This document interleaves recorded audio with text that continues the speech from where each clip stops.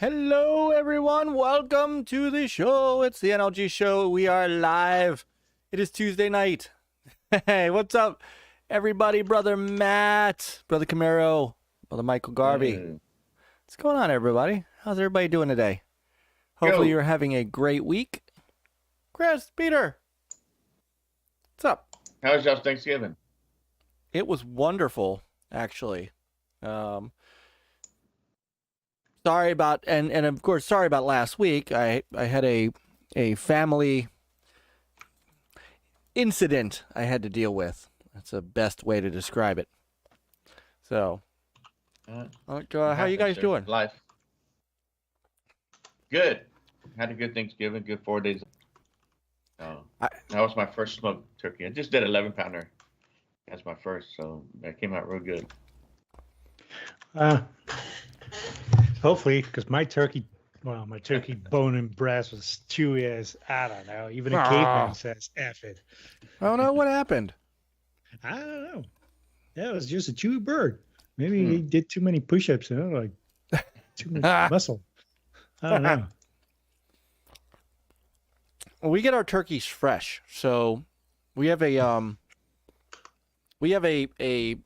somebody at our synagogue actually owns a farm, and so we get them from her, and they are fresh. So that is fresh.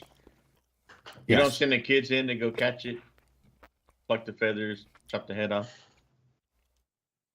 No, I as much as I would love for them to have the experience, no. So, but our Thanksgiving was small. Just had my mother and my sister over. You know, so nothing too fancy. And then I had to work on Friday, so yeah, we're not off on Friday after Thanksgiving. We get off a couple other holidays that many people don't, because we are partially our federal side is a federal contractor, so we get all the government holidays. So it works out in the end. And the government people are in on a Friday too? Yep. Yeah. Oh yeah. I don't remember those days. Because Times government must have changed. Yeah, government's not closed day after Thanksgiving. Well. No. You wouldn't believe it? No. Well, on my work, I took the 4 days off. They were asking, will you come in Saturday? I said no. Hell no. I'm not used to taking 4 days off. It's rare I even take 2 days off. So when I went back, I was telling Peter, when I went back to work Monday, I was like, man, had no energy. I wouldn't either. And this has been a bear of a week already for me. That's why I'm glad I got Scouts out of the way, got home, played a little Vampire Survivor, and got on here. Well, Peter, how was your Thanksgiving other than the turkey? It was good. Yeah? Yeah, it was good. We still enjoyed the rest of the fixings, There you go. Second day without a burp, but hey, the rest is still good. And then Saturday to Monday, went to Greyville's Lodge in Williamsburg. So that was nice and relaxing. Well, that's relaxing. Like that one. It's tiring as I don't know what, but well, yeah, we had a good time. That's what's important. Exactly. No. Well, excellent, guys, and it's good to be back after missing a week. It's always weird when we miss an entire week, because then I feel like I'm all out of sorts because I haven't seen you guys in like 2 weeks. So, but what's going on, everybody in the chat? So I said hi. We had Matt, Brother Michael Garvey's here. Brother Matt Jones is here. Brother Camaro is here. Brother Luke is in the house. Brother Bigblock show has begun. And of course he says hi to Chris. And then, oh yeah, Peter and Myke too. Brother Jay, Daddy Jay's announced Retro Renegades, the best dinner show. That's what I said earlier. Jay tweeted out that they were the they were the pre-dinner drinks, the pre-dinner beers, and we were the main course. And I said, no. They're the nice fancy dinner that you eat, and we're the nice smooth cup of coffee you get afterwards. So, is our boys over at Retro Renegades. And I will be catching up with them a little later on. It's what they need to do is either move their show, or I need to convince Scouts to move. That's how I can listen to them live again. So, hey, Cousin Board. Cousin Board, did I miss the Batman chat? Yes, you did. That was yesterday. That was Retro Roots. It was a whole different show. So, oh, Brother Rob's in the house, Mr. Matthews. And one of our, speaking of Retro Roots, one of the three of us on that awesome show. And yes, we talked about Christmas and Hanukkah movies and Thanksgiving movies, and somehow we got on the subject of Batman and just had an hour discussion about Batman movies. It was pretty good, I have to see. So, brother, yes, I know you were there, Cousin Board. Chat. So, oh, Doggy Dog. What's up, Brother Doggy? So, what have you guys been playing in the week that I have not talked to you guys very much? I know what you've been playing, Peter. God of War, some more God of War, a little bit more God of War, and some Vampire. Actually, I played that quite a bit, yeah. Okay, so you did play Vampire Survivor. Oh, yeah. Okay, good. So all three of us could talk about it. Okay, excellent. Sure can. Excellent, because I wasn't sure. I did. Let me see if my Xbox app will grab the clip. I took a quick clip while I was playing it earlier, so we can, just in case we had a chance to talk about it. Let me see. If my Xbox app can grab it.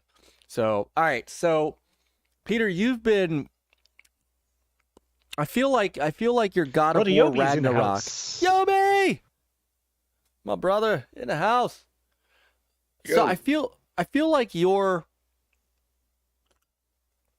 God of War Ragnarok excursion it's similar to your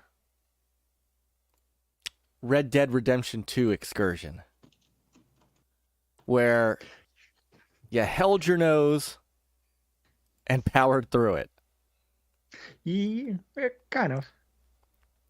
All right, so talk to us. Once again, it's a gorgeous game. Like, you know, and the voice acting and the whole banter that's keeps me engaged, because that's just funny.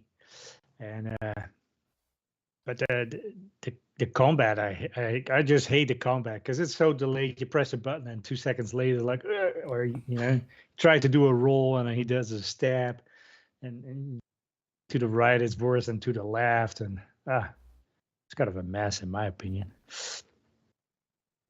But still having some fun. But like remember the first night when I streamed it, I had the same thing with the controls and stuff, and it wasn't responding. Maybe that just frustrates me, and then once you're frustrated, it's hard to get excited about the fighting stuff. But just the whole story is cool. Loved it. So now I'm still mopping up some side quests and some areas they don't really unlock till after the story.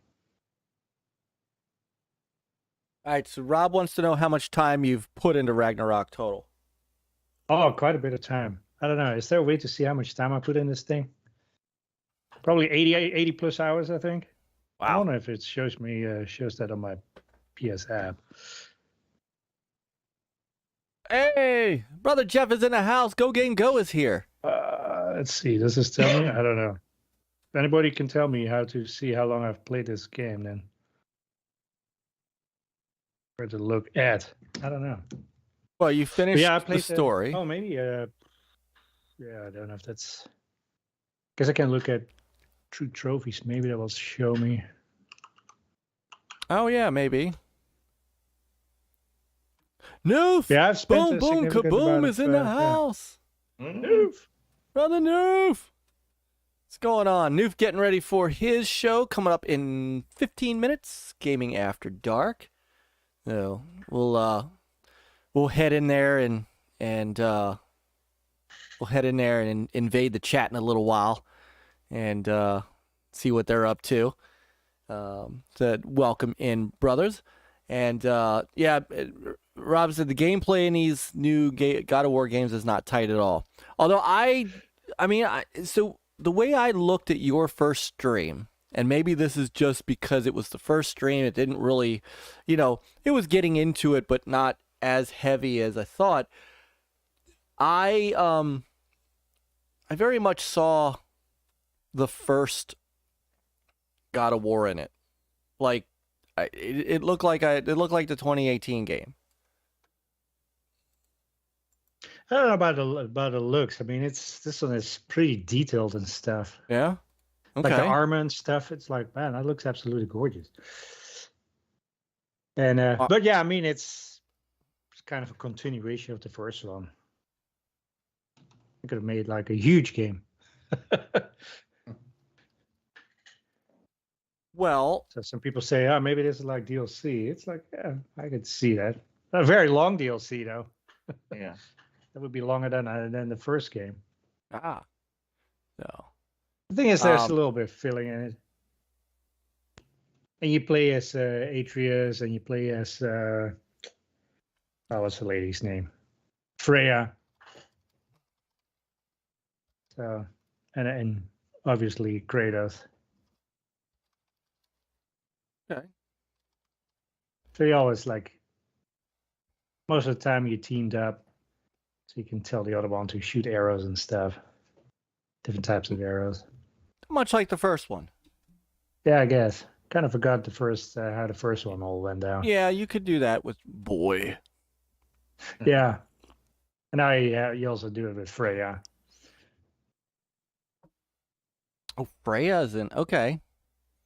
All right, so maybe I'm coming back on the train. I would say wait for a sale. Okay. Because it's this one and Horizon Forbidden West, which I still haven't played yet. But yeah, and that one should be on sale now, so that's a good timing. Yeah. Let's start with that one. Okay. Because I mean, both are good games, but they're like kind of long and they kind of drag it out a little bit. Right. Well, and I'm in this old man quandary. So, Brother Noof, so very, very, very quick. Brother Noof says, yo, Myke and Miko coming out or what? They're working on it. There's I'll just show you real quick. I know it's sitting up next to me because I found there's a game on the that I can't tell you about that shows off the lights around the system and the lights on the controllers as they spin and stuff. They're working on it. I am continuing to test it out and run them through things and go through scenarios of stuff. What I can tell you is the games are fun. My kids are very much enjoying it. I might get in a hair bit of trouble for this, but I'm gonna say it. I just not gonna show anything. I didn't think that my 13-year-old and my 8-year-old would enjoy cornhole. And yet here we are. So, it's wonderful to watch. So, Luke, I don't know. I'm gonna keep riding this train until they tell me otherwise. So, yeah, New says, right. Get this game over Horizon Forbidden West. Story-wise, I would agree. Just price-wise, I would, yeah. Oh, hey, Invader! Wait till they're, maybe 40 or so. So, All Horizon right, Forbidden West is probably the price, so I would go for that one first. They're both long.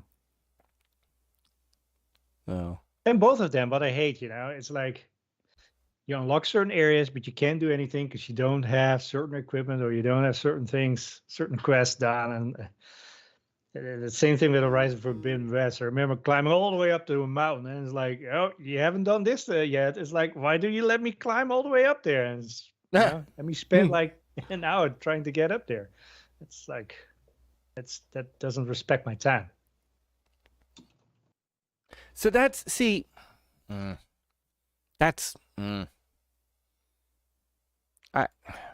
they are very long. I think you're past that, Myke. I think it's there. You'll never be done. You still need to play. What is it? Far Cry 6. I still need to. So, all right. I will play that. Yeah, I hear that's great, and I know you played that. I know Nate loved Far Cry 6. You played it too, right? Chris played Far Cry 6. Yeah, I completed it. Here's the thing that I'm in a quandary in. So, and by the way, very quickly, GameStop is incorrect. Noof, just to let you know. TV's Hasslehoff, what is up? Brother Hasslehoff is here. Brother Invader from TXR, one of our great Sunday night Gamers United Guild shows. Awesome as always. Brother Bryant is here, and Brother EverCanadian. Brother Pete is here. Also one of our great GUG members. Does a great job covering the Evercade along with folks like Bacon Ice Cream Productions and what they do. Here are the last few games I've been playing. Plague's Tale Requiem. Frickin' phenomenal game. Play that one, but you already played it. Yeah, that absolutely. I think that one is my game of the year, unless I'm missing something earlier that I played. We're gonna talk about that too because that's nominated. That is a phenomenal game. And then once I got done with that, I went to Death's Door, and I gotta tell you. I have not played that. I cannot recommend this game enough. What kind of game is it? It is, as you can see, it's an isometric. Is it like Tunic? A little bit, but with some really cool power-up abilities. It's not an RPG, but it's got some elements of picking up different weapons and getting, it's an action game for sure. Yeah. With some puzzle elements. I have just not seen such a well-rounded game as this. The only reason in fact, when I finished the game and I told you guys, hey guys, I finished the game. No, I didn't. And without spoiling it, because I know, Chris, you're still working on it, the game is not over when you think it is. And I went through and I did a 100% completion on it. The only thing that I was not able to do was get all 1,000 gamer score on it, because the one thing Devolver Digital does that I keep forgetting is that they really want you to look at the achievements before you start the game. Had I had known that, I would have been able to get all 1,000 points. I could if I played it a second time. Unfortunately, I don't have the time to play it a second time because now, I want to get onto other stuff. But, Peter, you got to play this game. Yeah, I think I should. Quick question. Is phenomenal. Noof, earmuffs? Is it on Game Pass? Yes, it is. All right. Noof, you can take your earmuffs back up. Yeah. Yeah, I saw that from Noof today. So when he heads over to his show in a couple minutes, we'll talk about Game Pass. Yeah. Hey, DJC Game Studios is in the house. He's here for the Pac-Man talk. One day we're going to talk about Pac-Man. One day he's going to come in. Welcome. He's gonna come in and he's gonna joke with us about that. But we're gonna be in the midst of a Pac-Man debate. So hey, he's probably playing the Pac-Man board game right now. I loved that game with the pack thing that you press down and it ate the I have no idea. marble. Like...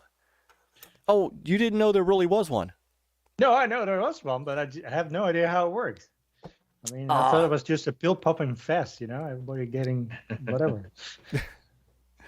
It's no, not quite. It's almost like it's like a combination of Trouble and Hungry Hippos. Yeah, that's what It's the best I could do. Best I could say. And brother Skull and Andy Pad, what's going on, brother? Skull and Y Pad. I don't know why I said Andy. Skull and Y Pad. So because the Y is like lowercase. It would have been uppercase. Yes. It's like, that's the Y. That's why I say Andy Pad. Skull Exactly. Andy Pad. So, but Carl, what's going on, man? He was trying to return to Monkey Island, and he thinks it's pretty cool. Oh yeah, I have it installed actually, and I still need to play that too. Very much need to get going on, and that might be the next full game I do, is going through the remake of Secret of Monkey Island so that I can then hit up Return to Monkey Island. I played Secret of Monkey Island very, very long ago, so I could get into it, but I almost feel like I want to play the remaster to see, because I hadn't yet. So, but so Chris, what about you? What have you been up to, game wise? Well, I played Somerville. We didn't how was that? Last week. I really did enjoy that. It's a quick game, and I do remember one of the co-owners of that studio came from Inside and Limbo Studio. Oh, yeah. The two guys that did those, they split apart. So one of them is with the studio that did Somerville, and so you can see that element. It's definitely a different. So you have some similar, the side scroll 3D. This is more 3D-ish, Somerville. Okay.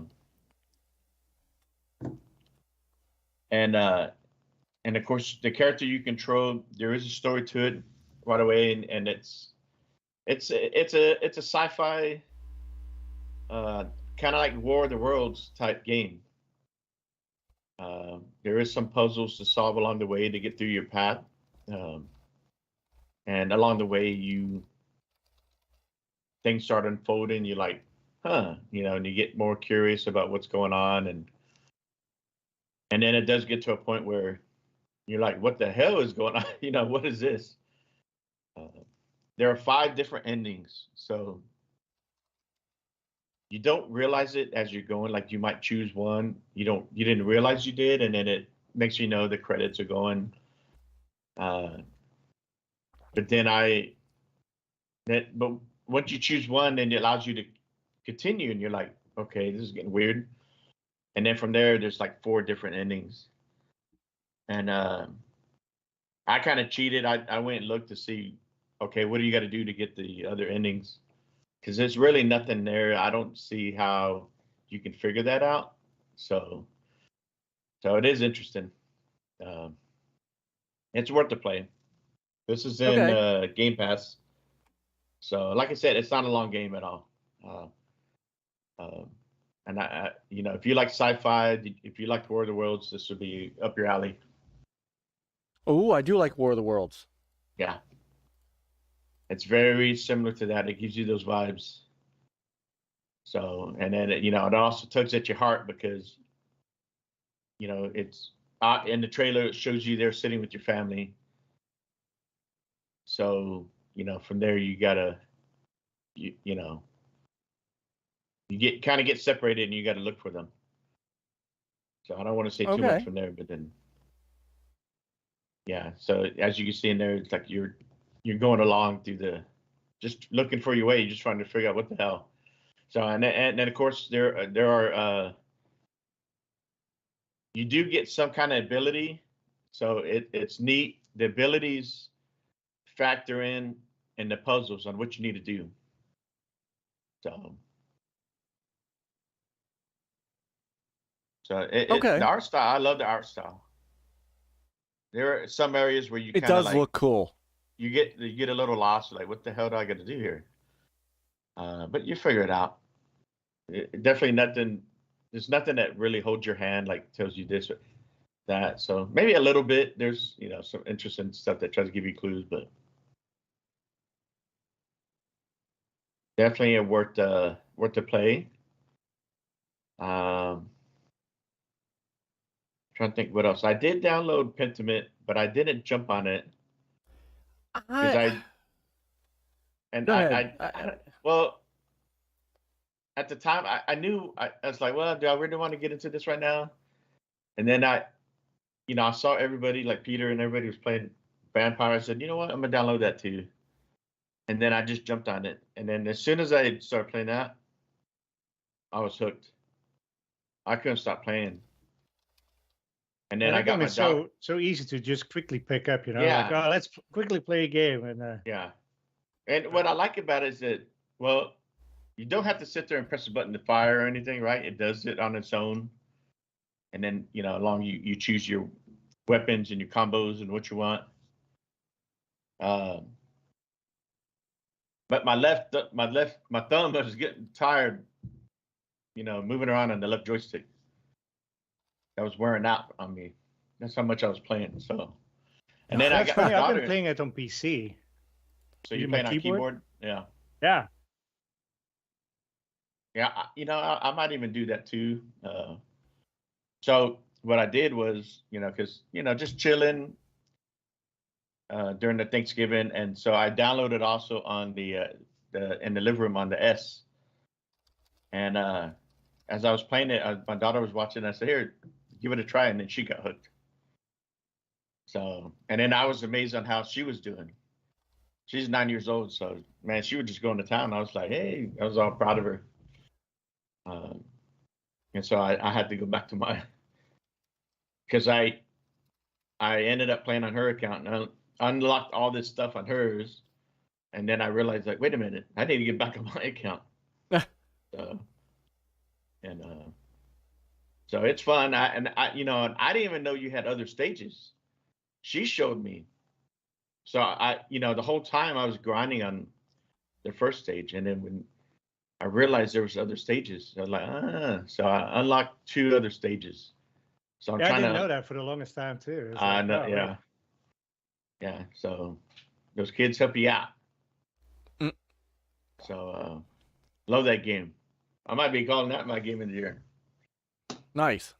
It was a nice surprise, definitely. Nice. Other than that, that's about it. I didn't really jump on any big games. And I kind of didn't want to jump on anything big because, especially like Thursday, I was doing the turkeys. I was doing 2 turkeys. So, I would go back and forth every hour to baste and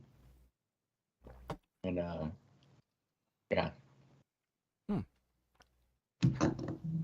So 2 great games right there. Yeah. Both in Game Pass. So. Both in Game Pass. Yeah. But what were you going to say on Pentiment? Pentiment does not look like a game that jumps out at me as something I want to play. Oh, really? Yeah, I have not played it yet. It's another one that I need to play. It might surprise you, though. I've been hearing a lot of good things about it. That's why I downloaded it. I will get to it at some point. Okay. Oh. Like Spooky and so others said they love it. I don't know if anybody in chat's played Pentiment.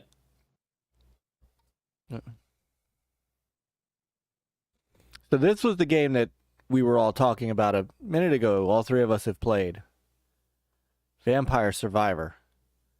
Just a little bitty game. Like, I was surprised. I was like, oh, it's only like a gig.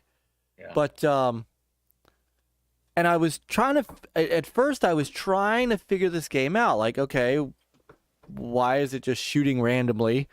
You know, I'm hitting buttons. I'm looking for control options and all this stuff. And it turns out you don't need to do that. You just move around. Move. Survive. Yeah. So my daughter once was you unlock like, some stuff, then you can pull up a map, yeah. and then you can see where some special stuff is. Mm-hmm. Ah. Okay. So I had not seen that part. Yeah, I haven't got that part yet because I got to level 14 in this game, and then the game said, "Nah, you're not going any farther than that." No. But it's a really good game. This is a really good game. I'm very impressed with it.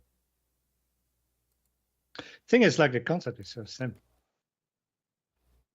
Well, and that's the beauty of it. I feel like that's, you know, it's something that I think we've gotten far away from. You know, and maybe that's where I'm having trouble. Where I'm starting to really desire these kind of games. Like, even, so don't get me wrong, again, I loved Plague Tale Requiem. Really loved it. It was phenomenal. But even that, I ended up not doing a whole lot of like the super special stuff that it did, that you could do, and just stuck to like very meat and potatoes kind of puzzle solving and stuff. And I know there were, you know, there's several different several different places, you know, different ways you could light up something or kill something or do something. But I never gravitated towards stuff like that. I just ended up doing kind of basic stuff. And Death's Door was very easy to play.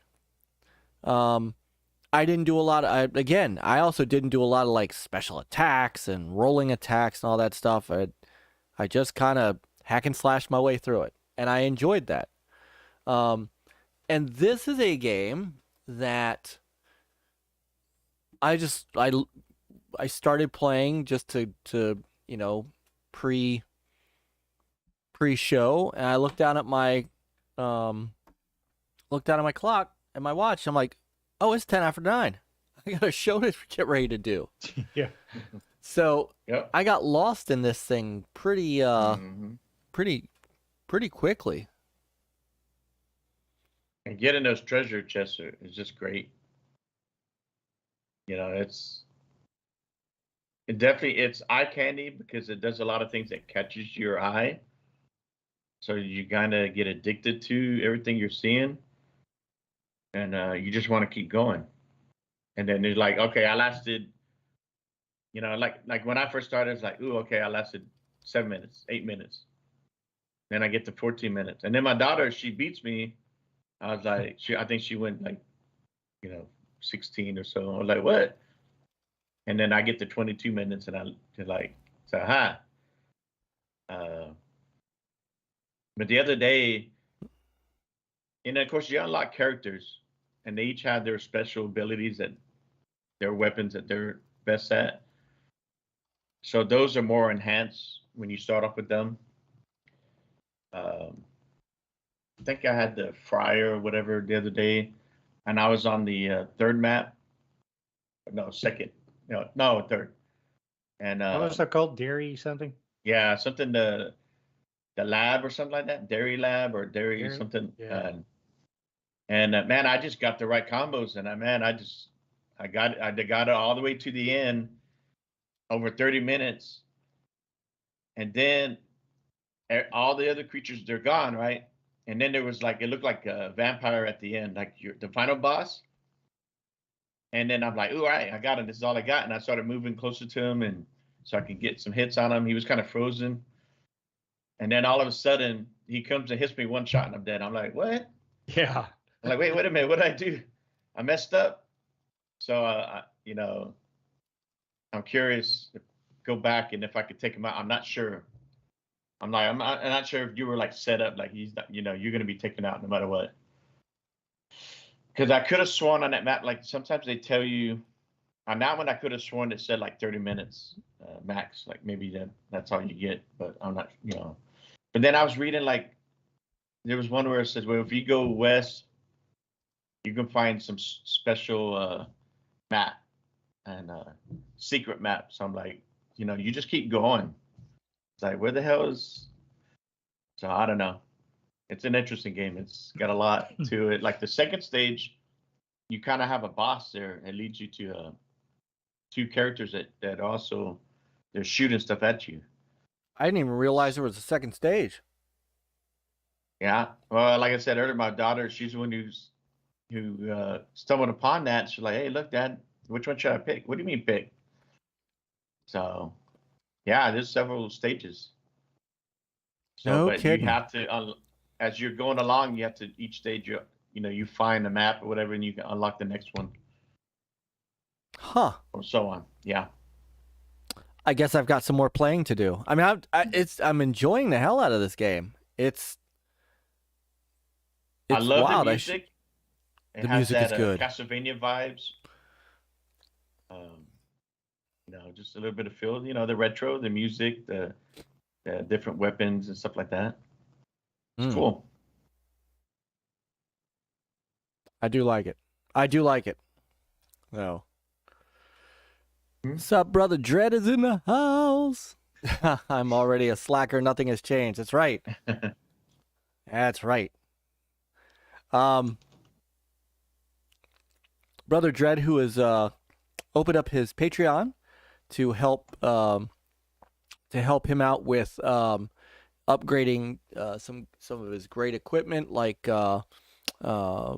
cameras and things like that, and his equipment to make Breaking Bread with Dread even better. So if you get a chance, head over to Brother Dread's YouTube channel. Check out his channel, of course. Check out his Patreon, and tell him we sent you. So let me pull up the site. We'll get right into it. I say that 45 minutes into the show. We'll get right into it.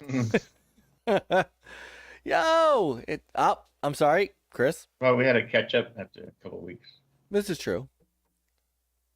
We have a guest in the chat. And it's your guest to announce.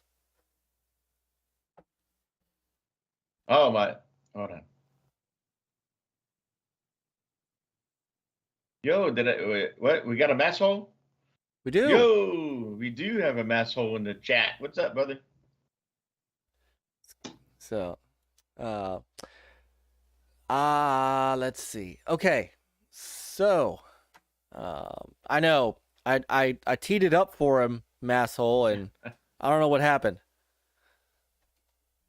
Oh, mass hole. There we go. Got me off guard. That's all right. So, all right, Peter. Next topic. LG versus the VGAS. The VGAS. Oh. The VGAS. VGAS. The VGAs. The VGAs. I tell you what, I almost think VGAS. That sounds like Vegas, VGAS, full of gas. Full of gas. Good Lord. All right. So we didn't get a chance to talk about this last week with Brother Nate. Unfortunately, Brother Nate could not be with us tonight. But The Video Game Awards coming in, when is this? On the 8th, which is a week and 2 days from today. And not on our old streaming night of Thursday. So, we have to decide if we're gonna. We usually do live stream this. We have to decide if we want to do that this year. I've got feelings. I mean, if we've enjoyed it in the past, as long as we see some good reveal trailers, stuff like that.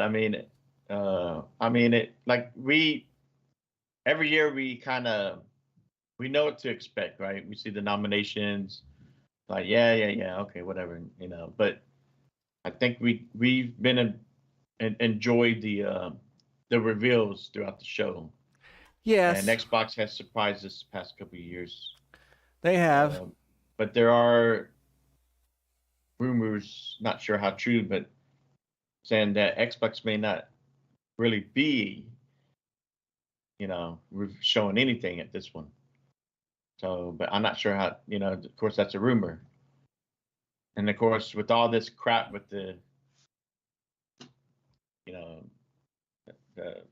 Activision, acquisition shit, it seems like we're not getting much from anybody right now. No, we're not. We got a little Cold War going on. Everybody holding their cards to the chest. Yes, very much so. All right, so Geeks with Cash is here. So, about Call of Duty. I'm just teasing you, Brother Nick. Just teasing you. And Brother Monkey Punch is here. Brother Monkey Punch, what is going on? Monkey Punch. So, it would be strange for Microsoft not to show anything in their own theater. Yeah. Depending on what they plan on showing, maybe they adjust it a little bit. But, their first-party studios, they could show stuff, right? What's wrong with that? That's... Exactly. Perhaps with partnerships and stuff, maybe, I don't know. But they've already excited people the past couple of years by revealing something. Like one year they revealed, Perfect Dark, Hellblade 2, yeah, Perfect Dark. That's a good point. Yeah, one year I think there's somebody behind you, Chris, that wants to tell you that your score has been beaten. Hello. Oh, she can't hear us because he's got his headphones on. Excellent. Give me coffee. What? Oh man, I need a child to go get me another cup of coffee. No, she said they forgot. Oh, she forgot the coffee. Cream donuts, and they forgot. They forgot the coffee. Oh, that is. They forgot the donuts. No, although I have to say this was decaf because I don't want to be up all night. Yeah. So my 1 cup in the morning. Where is HTK I only do at? 1 cup in the morning too. I don't really do more than that, and I'm fine. I'll only do a 2nd cup on days that I am going to the gym. So because the caffeine will kick in about the time I start. So I'm one of the few out there that, which is why I love Planet Fitness, that work out at night. So wife goes upstairs with our youngest, like at 7 o'clock. She goes and hangs out. I'll go to the gym about 7:30, 8 o'clock. I'll be home by 9:15. Hang out with the wife till she goes to bed, and then either go to bed myself or meander my way down to the to the games. So I will drink a 2nd cup of coffee like 45 minutes before I go to the gym. And that's otherwise it's decaf, and that's what I had tonight.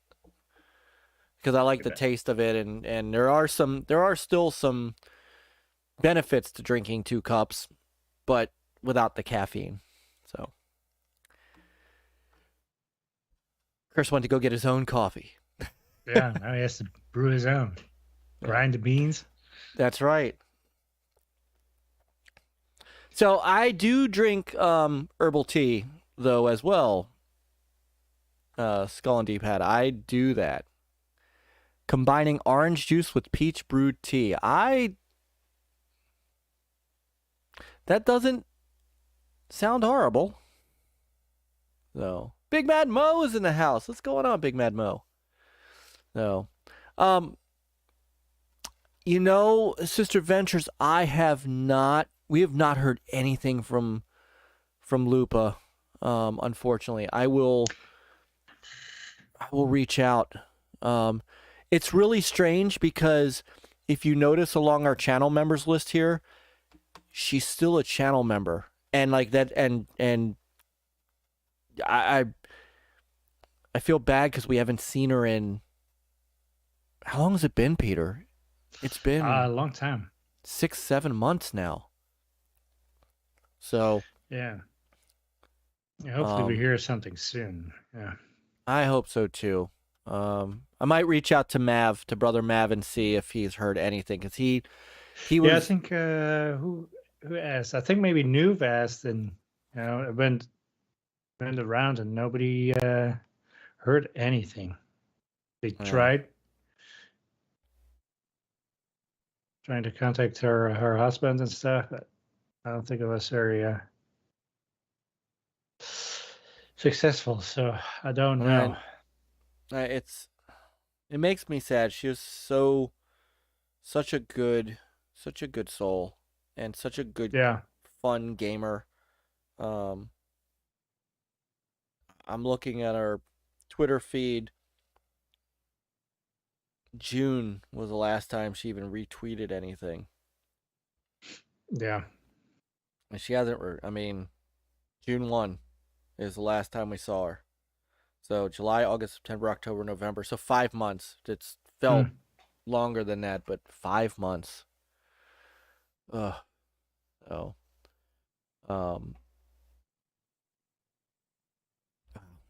So. Yeah, hopefully we hear something soon. Yeah.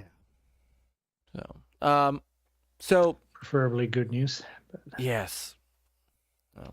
They're talking about herbal tea in the chat. This is fantastic.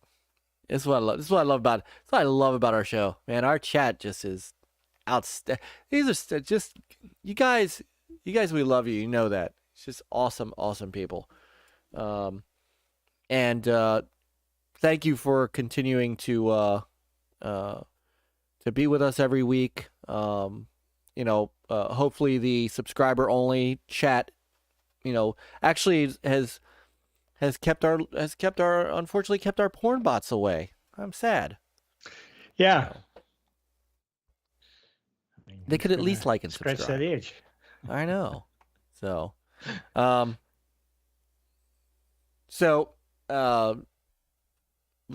until Chris comes back, all right.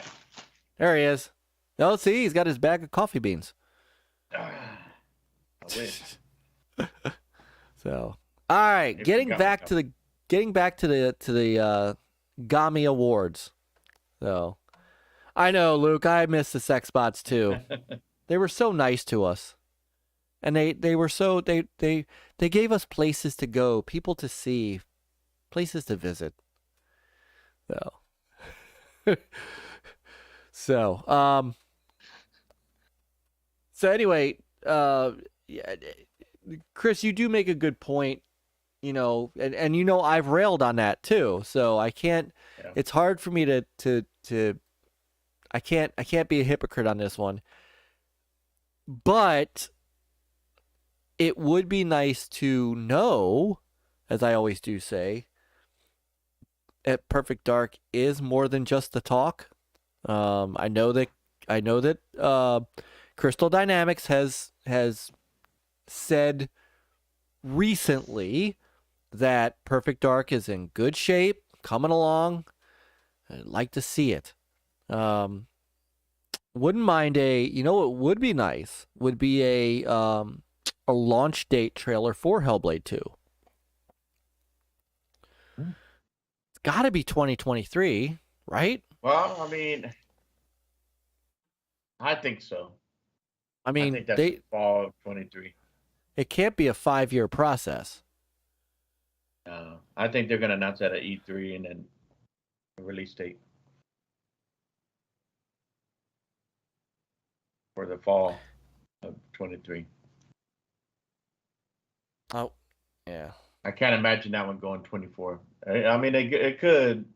It might end up in the early 24, but I think I saw something on Twitter where they just wrapped up some motion capturing. They completed. I did see that. Did see that. So I mean, once that's wrapped up, so it's just probably right? just a matter of getting everything ready to go. So Masshole says date will be announced at the show. What would be announced? Hellblade 2. Really? That's what he's saying. Nice. It'd be nice if they give us a date, yeah. I would love a date for that. If they give us, let's say if they give us a date, they got to be pretty confident. Yeah. I mean, I know like the Starfield deal, that was kind of done by Bethesda on their own. Like that was, for some reason I guess they were set on that on their own. I mean, they make that decision. I'm sure Hellblade Ninja Theory does too, but seemed like they've been at it a little bit longer on Hellblade 2. So, well, whatever, but we'll see.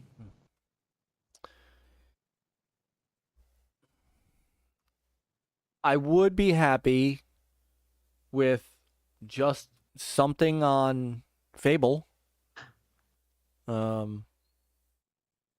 I think Fable is still far away.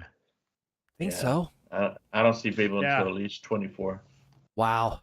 That's going to be tough. Well, I mean, that could be a huge game. Yeah. What about State of Decay 3? Because that was also something that was shown in a CGI trailer like 4 years ago. Yeah. I mean, possibly next year, but I could see that early 24. Because they're using Unreal Engine 5. I think Hellblade 2 is Unreal Engine 5. And see, Unreal Engine 5 just released this year, right? This is the official year that it released, or was it last year? I think it was last year. And remember, the Coalition has been working with... Yeah, with the Epic. Yeah. There's Scepter. Get him, Chris. What's up, Scepter? Hey, we need to get some info from you. We need to get a way to get in touch with you on what kind of gift card you want. Xbox, PlayStation, Nintendo. You won. But you we need won a way to last week. send it to you. No. Get with Chris on Twitter. Yeah. No. Man is in the house. Yeah, Boogie. What's going on, Boogie? Okay. So the real reason that I brought up the Game Awards is, and obviously I think we could talk offline about whether or not we want to do a stream on it or not. Everybody else in the world's going to do one. So, if the people's appetite is for the NLG crew to do what we do, we could do what we do. But we'll talk about that. In the meantime, the nominees this year are interesting. So, by the way, I love how they say the Game Awards airs live and free on Thursday. So it's not a pay-per-view, I guess, like the rumors were. Yeah, I can imagine. Yeah. They can't afford that. That would be dumb. Yeah. Oh, who's in the jury? Hold on, let's see. Let's see who's in the jury. I know who isn't. We are not. We're not the jury. So yeah, I want to see that. Plus, I thought there was like a percentage. They say, well, the jury, and then there's like a percent that the gamers, they look at what the gamers choose, right? I think they have a different thing for the gamers' choice. But look at this. So, all right. So, Ars Technica, I don't know why. Entertainment Weekly, I get that.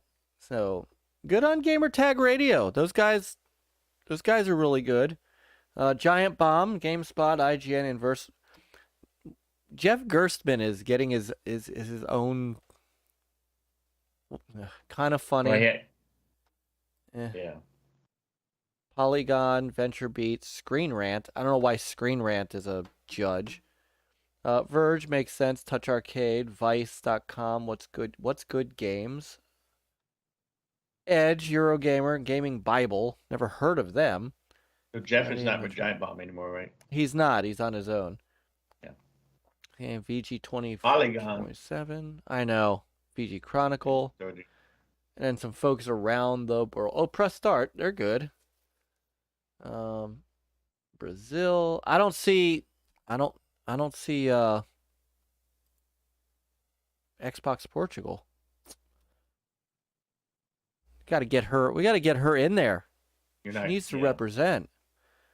Denmark, France, Joe Video, okay. Game Blog. Germany, GameStar, okay. Game Pro Germany, M Games, Greece, India. So, Gaming Bolt. I didn't realize they were India. Not too bad. Philippines, Poland, Romania. Yeah, we gotta get Portugal in there next year. I'm gonna make the case for Katarina. Yeah, she should be. Oh, look, esports. Yay. All right, here you go.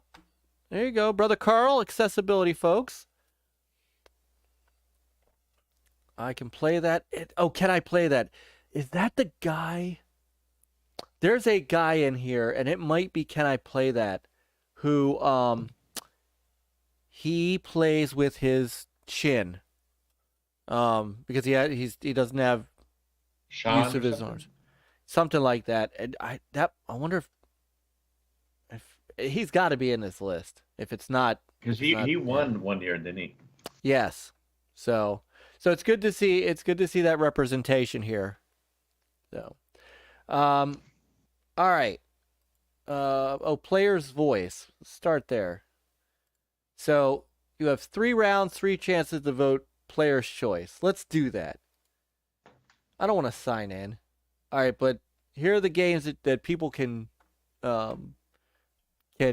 choose, and I guess it goes down. It goes to 3 rounds, and God of War, Elden Ring, Forbidden West, Stray, Plague Tale Requiem, Xenoblade Chronicles 3, Call of Duty Modern Warfare, Tunic, Neon White, Sifu, great game, Apex Legends, Grounded, Destiny 2, Final Fantasy 14, Fortnite, Genshin Impact, Shredder's Revenge, fantastic game, Multiverses, Overwatch 2.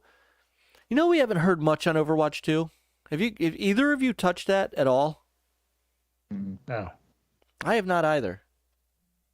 But I haven't touched the first one either. So I used to play the first one a lot. I did. Splatoon 3, Pentiment, Cult of the Lamb, Vampire Survivors, Marvel Snap. Why do I keep hearing about Marvel Snap, but I don't know anything about it? No Man's Sky, Bayonetta 3, Valorant, which is coming to consoles, Pokemon Scarlet and Violet, Sonic Frontiers, Minecraft. So far, Elden Ring's got the edge on God of War Ragnarok, with Sonic Frontiers and Stray coming up from behind. So get in and get your votes. All right. Now what you all came to hear, us bitch about the nominees. So we want to hear from you guys as well. Tell us in the chat whether or not you agree with these nominees. So of course we're going to take Game of the Year last. So we'll start with game direction and probably skip a few of these, like anything that says esports on it, right? So best game direction is Elden Ring, God of War, Horizon, Immortality, which I hadn't heard of, and Stray. How did Stray... don't get me wrong. I like Annapurna. They make great games. How did Stray get in this? I have no idea. I don't either. I had not played it. I know Noof has played it and he really enjoyed it. But even him, he's like, I don't see how it's gotten all these nominations, but I don't either. No. Now, Big Bad Mo said Stray shouldn't be there. He says Tunic should have been there. No. And why not Plague Tale Requiem? Because that's game direction and design? I know. Yeah. Oh. All right. So, what would you guys pick out of this? Immortality. Have you guys played that? Never I even haven't really heard heard much about that. Nope, me either. I don't know if I'm able to click on it. That's just a vote and say, okay. Oh. Yeah. People like cats, Myke.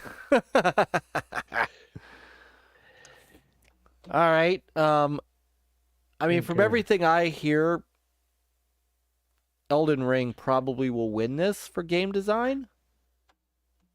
Because God of War and Horizon, while great games, as Peter said, they are still more of the same from a game design standpoint, right, Peter? Yes. So yeah. So how much innovation did those bring from the last? Yeah, really? not a whole lot. I would give this to Elden Ring. Okay. Yeah, because I played a little bit of it, and I know a lot of people are like, that's the best open world game they've ever played. Carl says Immortality is on Game Pass. I think it's a visual novel, though I don't know for certain. All right. Oh, Project Jeff says it's an FMV game. Okay. My attention. I like FMV games. Takes me back to my Sega CD days. All right. I'm going to have to write that one down. Immortality. All right. So next category is Best Narrative. Plague Tale, Elden Ring, God of War, Horizon, and Immortality. I gotta go Plague Tale. Yeah, me too. That is that just outstanding storytelling. I hear like Peter, you have said God of War's story is fantastic too. Would you put Plague Tale above it? Yes. Yes, I would. Here, I don't know why Elden Ring is there, because you're playing it, but most people don't even really know what the story was about. Yeah, I mean, you have to read the lore and other stuff to kind of understand what's going on, but it's not that. See, if you have to read the lore to figure it out, same caliber as like. I know. So again, I mean, it's like Pac-Man, it has a great story, but not like not compared to Plague Tale, God of War, and Horizon, right? Yeah. Horizon Forbidden West was very disappointing because remember the first one where you kind of have the cliffhanger in the end? So you think it will pick up with that in this one, and then it's not. It's kind of sizzled. Like a whole new direction. Yeah, it's like I was so disappointed with that story. And I'm really, really, really disappointed that Halo Infinite is not here at all in any of these categories. The campaign clearly, you could say that it would fit in most of these categories to be nominated. Like that, the storytelling on that was great. Yes, yes, it was. The acting, and they're not even considered. I just don't get it. And they were late. And they were late last year and missed it last year, right? Yeah, they were. Well, they came out in December, so it should be it should have been considered for this one. Yeah, exactly. So people already forgot about it. That's what it is. I know, but all these juries that were picked, they all suck. They're all media places, Yeah. So you can't tell me they reviewed Halo Infinite at some point, so it should have been on their radar no matter what. Right. So very disappointing. And I see Immortality. I didn't play it, so I had nothing against that. But what about Dusk? You know. Oh, as Dusk Falls. Dusk Falls. I mean, would that not fit really here for outstanding storytelling and narrative development? Yeah. I mean, that was great. Yeah. Honestly, where is? I mean, there's half a dozen games too. Like, Death's Door had a pretty nice story. I got invested in it. Yeah. Hey, what's up, brother Marceau? No, Death's he didn't Door like was the story. last year, right? Was it? Oh, it might have been. So I think we're pretty in lockstep. We think Plague Tale Requiem. And Master System myself says, I didn't like the story of Halo Infinite, but it doesn't mean it's going to be the best narrative. I mean, could be, right? You might not like it. I mean, right. It considered. I'm just curious that these juries, I would like to see, like, what were all their nominations? You know, how did they come about picking what they wanted for each of these categories? Was there a set of games that was there for them to choose from, or did they submitted nominations themselves? And then, but remember, if you all have those juries, remember that one lady that came on where they were discussing Halo and stuff, and you see they had to go to the bathroom or whatever. Oh, right. But that's kind of the jury that you get then. Well, that's what I. Yeah. From Keeley, yeah. It's just, who knows? Yeah. I think it doesn't mean anything. It's just, I don't know. It's just, see it as a piece of entertainment and you either like it or not. Yeah.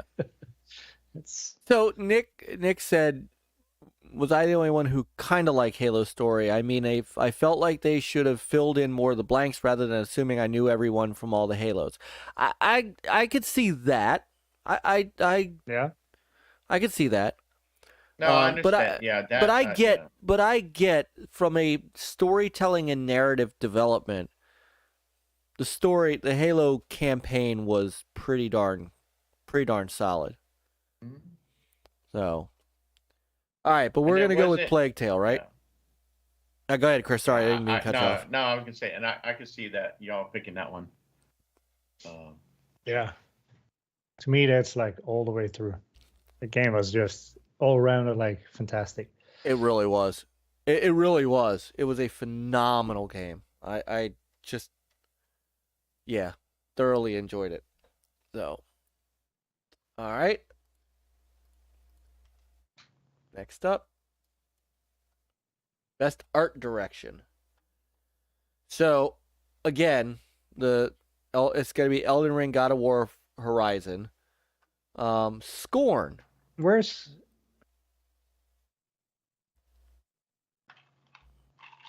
Well, what about Plague Tale? Yeah, technical achievement in artistic design and animation. And how is Stray in this again? Even Scorn. I mean, it's. I mean, the art in that, the creativity in that, I guess. It was. I don't know. I don't think it was that.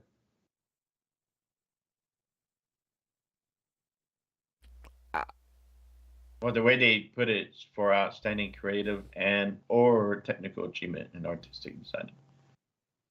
So, I mean, I get Elden Ring. Yep. Which is probably going to win. I guess this one. God of War, Horizon, but is these two, God of War and Horizon, in every category? It's like automatic. Probably. I mean, I know, and from what I've seen, they're beautiful games. But I don't think it's not anything different than the previous one. Yeah. It could have been DLC, there's no. Well, what? Hey, Niall, what's going on? Brother Niall. Ooh, so Carl said if we're talking art, I'd vote Pentiment. Yeah. Oh yeah, I can it's see unique. that. Yeah, I mean, yeah. Well, art direction? Art direction? Absolutely. I Sure. haven't What played about- the game, but it's just based upon what I've seen video-wise and Artful stuff. Escape. Was that 2022 though? I think that was last year. Yeah, that might have been last year. That was last year, which it did. I thought it did win. Yeah. No, yeah. Let's see, Tunic. That came out this year. I mean, it's. Yeah, I don't know. I mean, I played a little bit of scoring. I thought, as far as the way it looked, it very, very good. So very detailed in that type of world. But I Nick- would replace put Plague Tale in its place in a heartbeat. yeah, I would swap out Stray for Heck, Plague I Tale. would put it next to Elden Ring and just have those two. Yes, let them battle it out. So, and I am too. Nick says, you know what? I'm just happy to see AA and indies go toe to toe with big studio games. It's about time the awards took them more seriously. Than some of them are far better than AAA's, in my opinion. Well, I agree. The past couple of years, I mean, indies have won the Game of the Year awards twice so far. Yeah. I mean, even though it was published by EA, It Takes Two was a one-man game. Year. Yeah. Which, Peter, we got to finish. I totally forgot we got to finish. We sure do have to finish that, but we don't have Friday night with Peter and Myke anymore. That's my fault, though. I got to get back to this. I gotta. Damn life. Oh.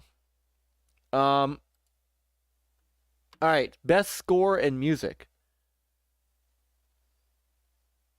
So, Plague Tale Requiem, Mm-hmm.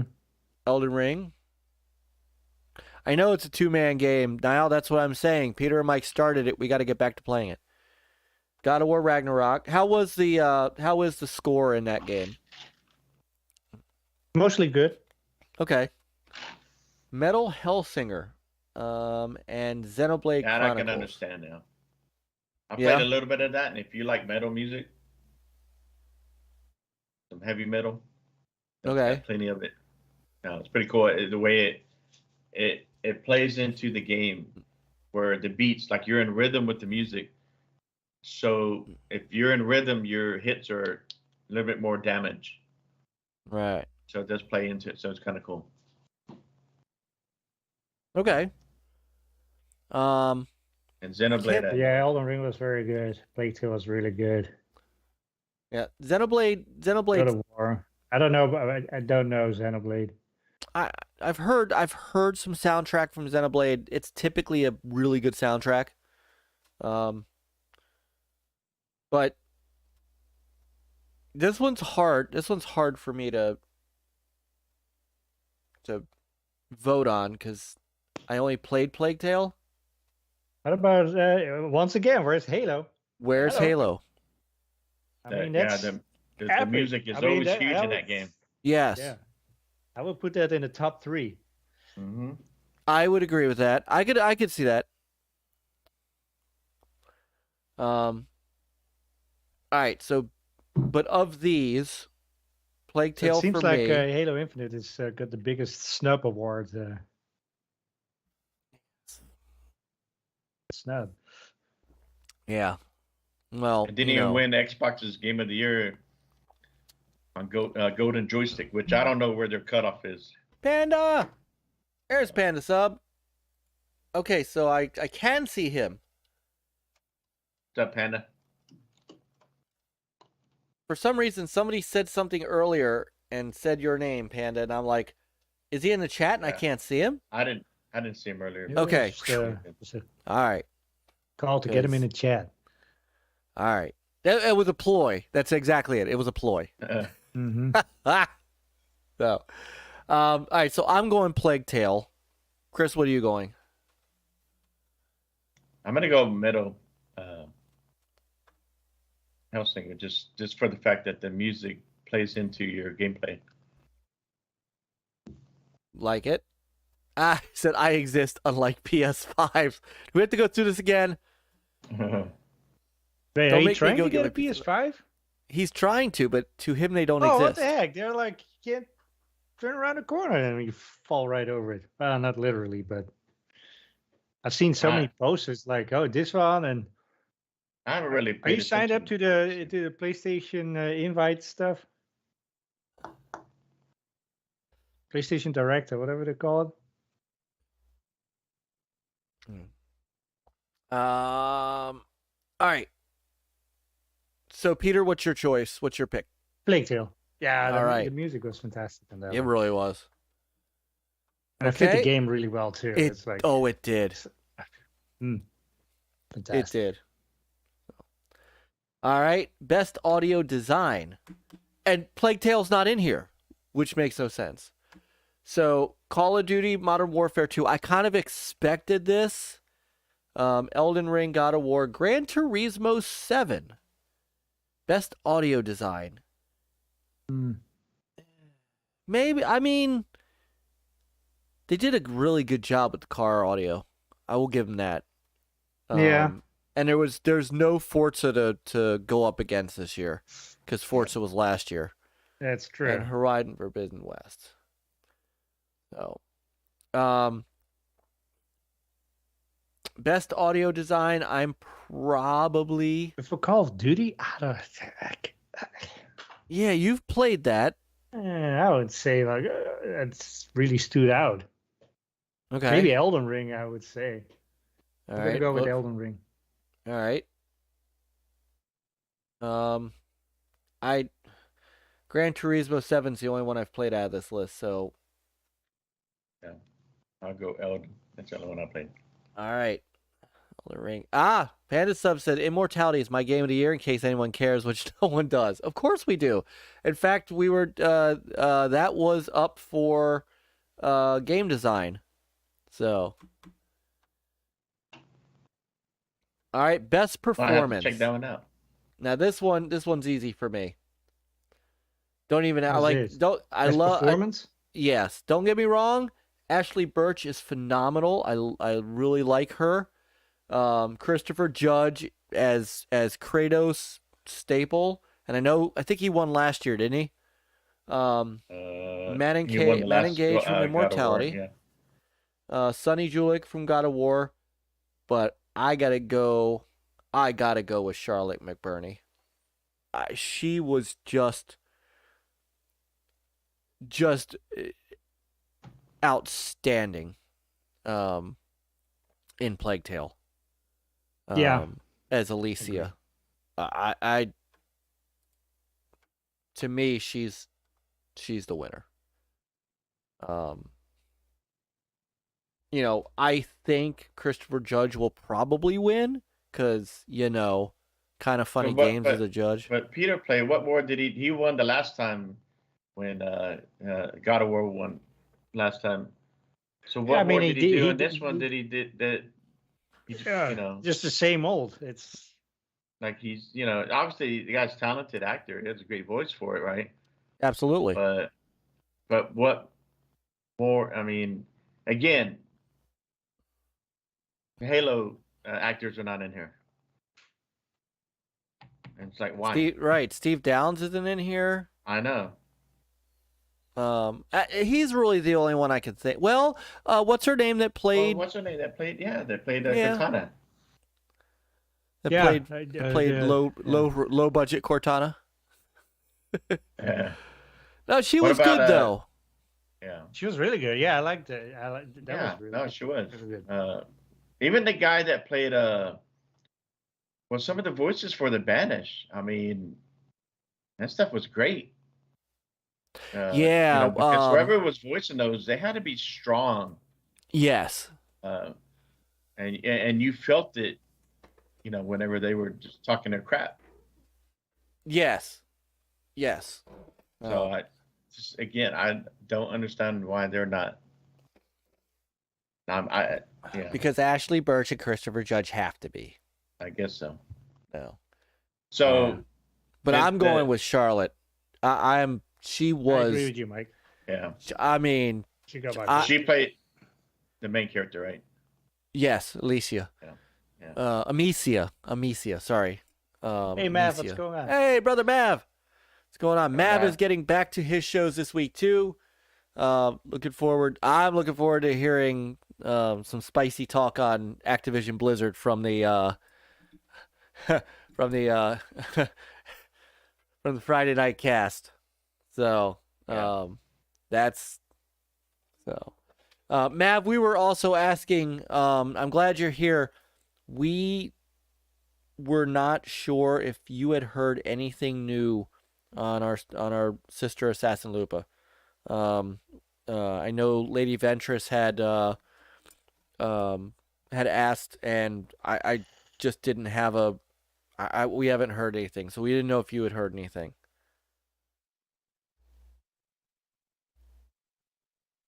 So, well, quick, Peter, the actor that played the son in God of War, is he the same one from the first? To be honest, I don't know. Because that character is older, right? How much older is he from the first one? Did they few years mention that? I think.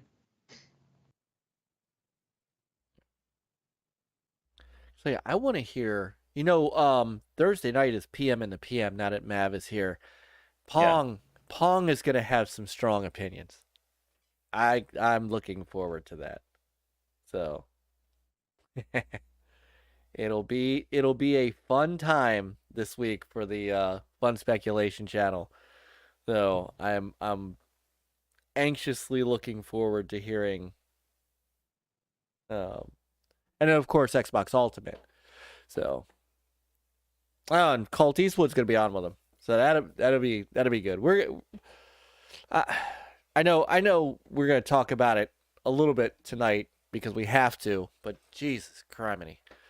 So okay. So I think Plague Tale, we're going Charlotte McBurney on this one. Yes, we are. Yep. Mm-hmm. All right. Games for Impact. A thought-provoking game with a pro-social meaning or message. As Dusk Falls was excellent. I've heard great things about Hindsight. The rest of these really don't know anything about. I think I played a Memoir Blue. Yeah, and Annapurna's again a good, solid company. Yeah. But I as Dusk Falls was really strong. Mm-hmm. Yeah, I played that one, and it really got they had me invested. You really had to think about which you were going to pick. It definitely affected your outcome. So many different directions you can go. Definitely replayable. Very much so. Yes, and it was definitely thought-provoking. I can't say that I remember the pro-social meaning or message, and I to be honest, we all know what that means, but I don't remember that being as prevalent. But it was definitely thought-provoking. Like it definitely, you got invested. Yeah. All right, Jeff says a Memoir Blue is on Game Pass. Yeah, it is. And I played it, and I got 1,000. But score for that. You don't So remember I the milked impact. it. No, I don't know. Yeah, not the. See, you remember more about the getting the achievements, but not the. I had to look to see. I think I played that impression. game. It's like then I looked at it. What was it about? And then, I remember. And it's like. Well, that's the thing. No impact. if you can't remember that as an impact game, then But Dusk Falls definitely for me. Yeah. Excellent thought. Choices you made and stuff. Yes. Definitely. Yeah. So that's my pick. Yeah, same. All right. Best ongoing game. I don't care about this at all. One game that's missing in here? Which one? Sea of Thieves. Yeah. It's been there before, right? But it's not the best, though. Not that the other ones are better. But is it better than Genshin Impact? But it should be, Because they continuously keep adding. Now, like you said, whether you think it's good or not, but the support's been great. Yeah, I mean, it still has a heavy player base, and it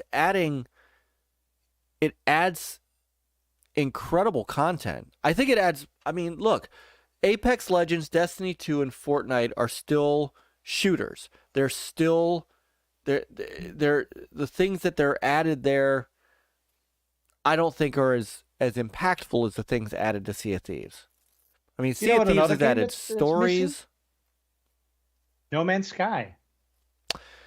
No Man's Sky. No Man and the Ubisoft one that's been on here before.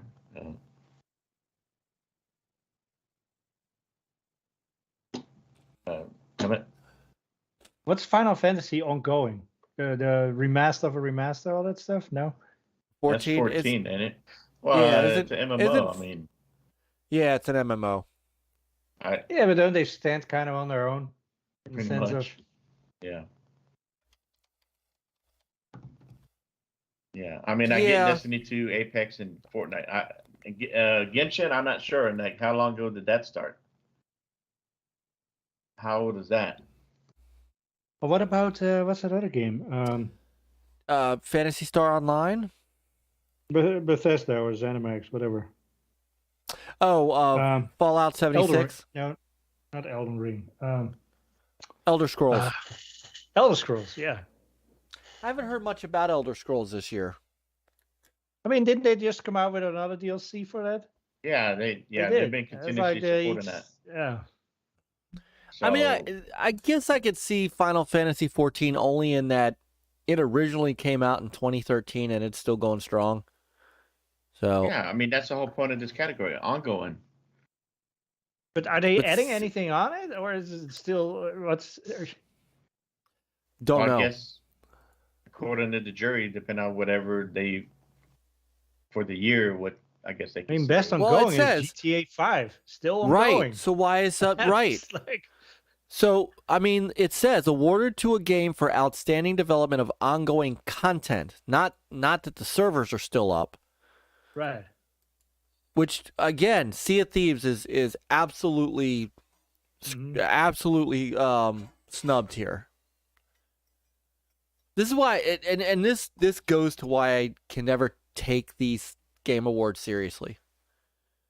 So there you go. Now it says Microsoft Flight Simulator could be on here. Oh my God, yeah. And they added some serious content to that game in the last year. Niall says, can't stand never-ending games, best loot box games. I hate them all. So that the Genshin one released in 2020 on PC, PS4, iOS, and Android in 2020. PlayStation 5 in 21. And then it says it's set for release on Nintendo Switch. Doesn't give a date. I don't know. I mean, are they adding stuff to it, or is it just coming out? Yeah, no, they're still adding stuff to it. But again, like, well, I don't know. Maybe for some of these people, the jury that that came out the last couple of years, I guess they consider that a good ongoing game for the last couple of years. Right. Dredd said we need a GUG Game Awards. We're working on that. We do. Yep. No. What does everybody think of? Well, we'll get the Callisto Protocol because we can talk about that. I am excited for that. From what I've seen, I definitely want to play that Big Ben mode. Yeah. So that might be my game for the Christmas holiday.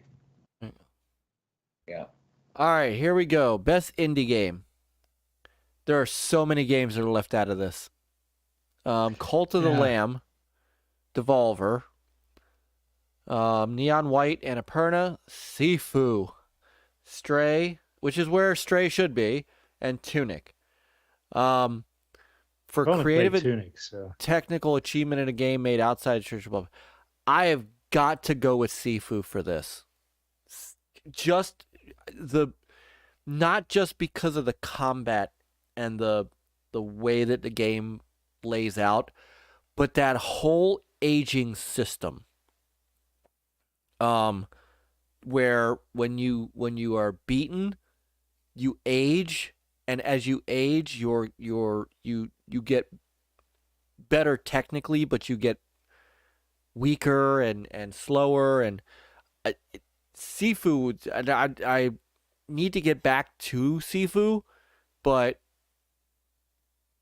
phenomenal indie game. That's my vote. Who published that one? Slow Clap. Is it? Huh? Slow Clap published Is that the studio they published themselves? I believe so. Let me take a look. Because like you got 3 games here. So is it here? And maybe I'm looking at this wrong. It says for outside the traditional publisher system. So you got digital, Devolver Digital, and you got 2 Annapurna. Are those? Yes. I mean, those are not outside. I mean, they've been publishing some great indie games the past few years. Yeah, they're but pretty much I think established, right? I mean, is that considered outside the traditional publisher system nowadays? I think when they talk about the traditional publisher system, I think they're talking about EA, Ubisoft, Microsoft, Sony, the big guns. You know, I think that's but I think those 2 really stepped up to where they're. I mean, they're at. Yeah, you're not publishing AAA, but we've already had a couple of games that are Game of the Year. Yeah. That are considered indie games, right? But like, would Plague Tale be an indie game? Or not a Focus Interactive? Whoever published them is considered outside the traditional publisher system. Well, it's Focus Interactive. I don't consider it a AAA game. I consider it AAA quality. It's a Sobo and published by Focus. Yeah. I consider Plague it still AAA. Could be best indie. I mean, if Focus is not considered, is that considered a part of the traditional publisher system? I mean, I'm just curious when I see not that, really. You know what I mean? Like, and like Sifu, okay, Slow Cat, they did their own, but did PlayStation have any? Did they give any money to them? No, because it also came out on Epic. Yeah. But as of now, they're only on PlayStation and on Epic, right? Store. Right. I think they need to scrap best indie. I mean, who cares? And we were playing like Vampire Survivors, you know. And we all love that game. It's like what? Right. It's like a technicality. It's doesn't like matter anymore. Like you have one additional developer, which now makes you not best indie, or a publisher that publishes, you know, $1 more than the other one, and now all of a sudden it's not an indie. Right. Because I mean, like you're saying, an indie game is more than capable of winning Game of the Year, and it's already been proven in a couple of years. So, do you really need a separate category for indie games? You know, maybe you could do one for like first time, you know, like someone that made the game, their first time making the game, maybe. I thought there used to be that category, and it might be in here. It might be, yeah. But then you have to. That's a big discrepancy too, because you know somebody who used to, you know, best debut work at a big studio now solo, and they make their first game, but they have so much experience already under the belt. It's like it's not the same as you in your garage making the first game that's now a hit. Right. No. Just looking at the chat, Phantasy Star Online 2 not really worth it, relying on microtransactions. Marceau says bad voice acting, death animations behind a paywall for Callisto Protocol. I hadn't heard that. Mav says he's going to wait for a sale on that. He was never super hyped, but he says Need for Speed Unbound really good though. And I've seen Mav's been streaming it. I did watch a little bit of Mav playing Need for Speed Unbound, and I agree. Is that the new one that's already out? Yeah. Really? Hey, he's excited for Midnight Suns. And Jeff says Cult of the Lamb gets his vote. It's like a sinister Animal Crossing. I've heard a lot of good things about that. So I do want to try that. All right, so given what we have here, I'm voting Sifu. I've only played Tunic. I see you playing Sifu. That looked good. I really played like Tunic, Sifu. and that was good. So I have not played the other one, so. And one reason I picked Tunic too, because it was one guy. It took him a while to get it. I did play that game at PAX South, and so I did it. And of course, it's Zelda like, so it's a beautiful game. It's challenging. It can be frustrating because you get to certain areas and you're just not ready for certain areas. So it's a challenging game. I got to go back to it, just like I have to go back to the one that you just played, Myke. Death's Door. Death's Door, yeah. Sometimes, you get to a point where you're like frustrated, like I can't get any further, and then you go back to these games and you're like, then you do it the first time. Sometimes. If you need some assistance or some guidance, I need to get back to it. And I'll get with you on that. Because I think I know where you're stuck, and so Nick says he downloaded Tunic, so he says his wife adores Cult of the Lamb, and he needs to dig into Sifu and Stray. Yeah, I've Sifu been is good. Cult of the Lamb, I do want to try that. I think that's in Game Pass. I think so too. So, all right. So don't care about best mobile game. Find these funny. Best community support. Don't care about that. Innovation and accessibility. So I do want to stick on this one only because Carl's in the chat, and Carl's very big on accessibility, and so is Cerebral Paul. So, adding features, technology, and content to help games be played and enjoyed by an even wider audience. My understanding is Last of Us Part 1, the remaster, the remake, whatever, has some phenomenal accessibility in it. As Dusk Falls did it have more than The Last of Us 2? Did they improve it more? I think they implemented a lot of what was in there. Yeah, so it's not really new. Gotcha. I got you. I haven't seen Return to Monkey Island, but Dusk Falls had good accessibility. So, so Skull and D-pad. Skull and D-pad, if you want to weigh in on this one for us, that'd be great. I mean, I know Grounded officially came out this year, but it's been out as far as for a while. But I mean, they got some pretty good accessibility features too. I'm not sure about Halo. I think Halo. See, here's another thing about the whole indie games. But like Grounded could be an indie game, except it's it's made with a very small team and a small budget. Yeah, but it's published by Microsoft. I know, but Not I mean, it's like outside the traditional publisher. Yeah, that's why that category needs to go. All right. Best AR VR. Back from the dead. Hey, brother, back. Chat. I'm back. None of these look appetizing to me. Best VR, Moss AR. Book 2. I need to finish Moss though. So I hadn't played any of these. We can move on.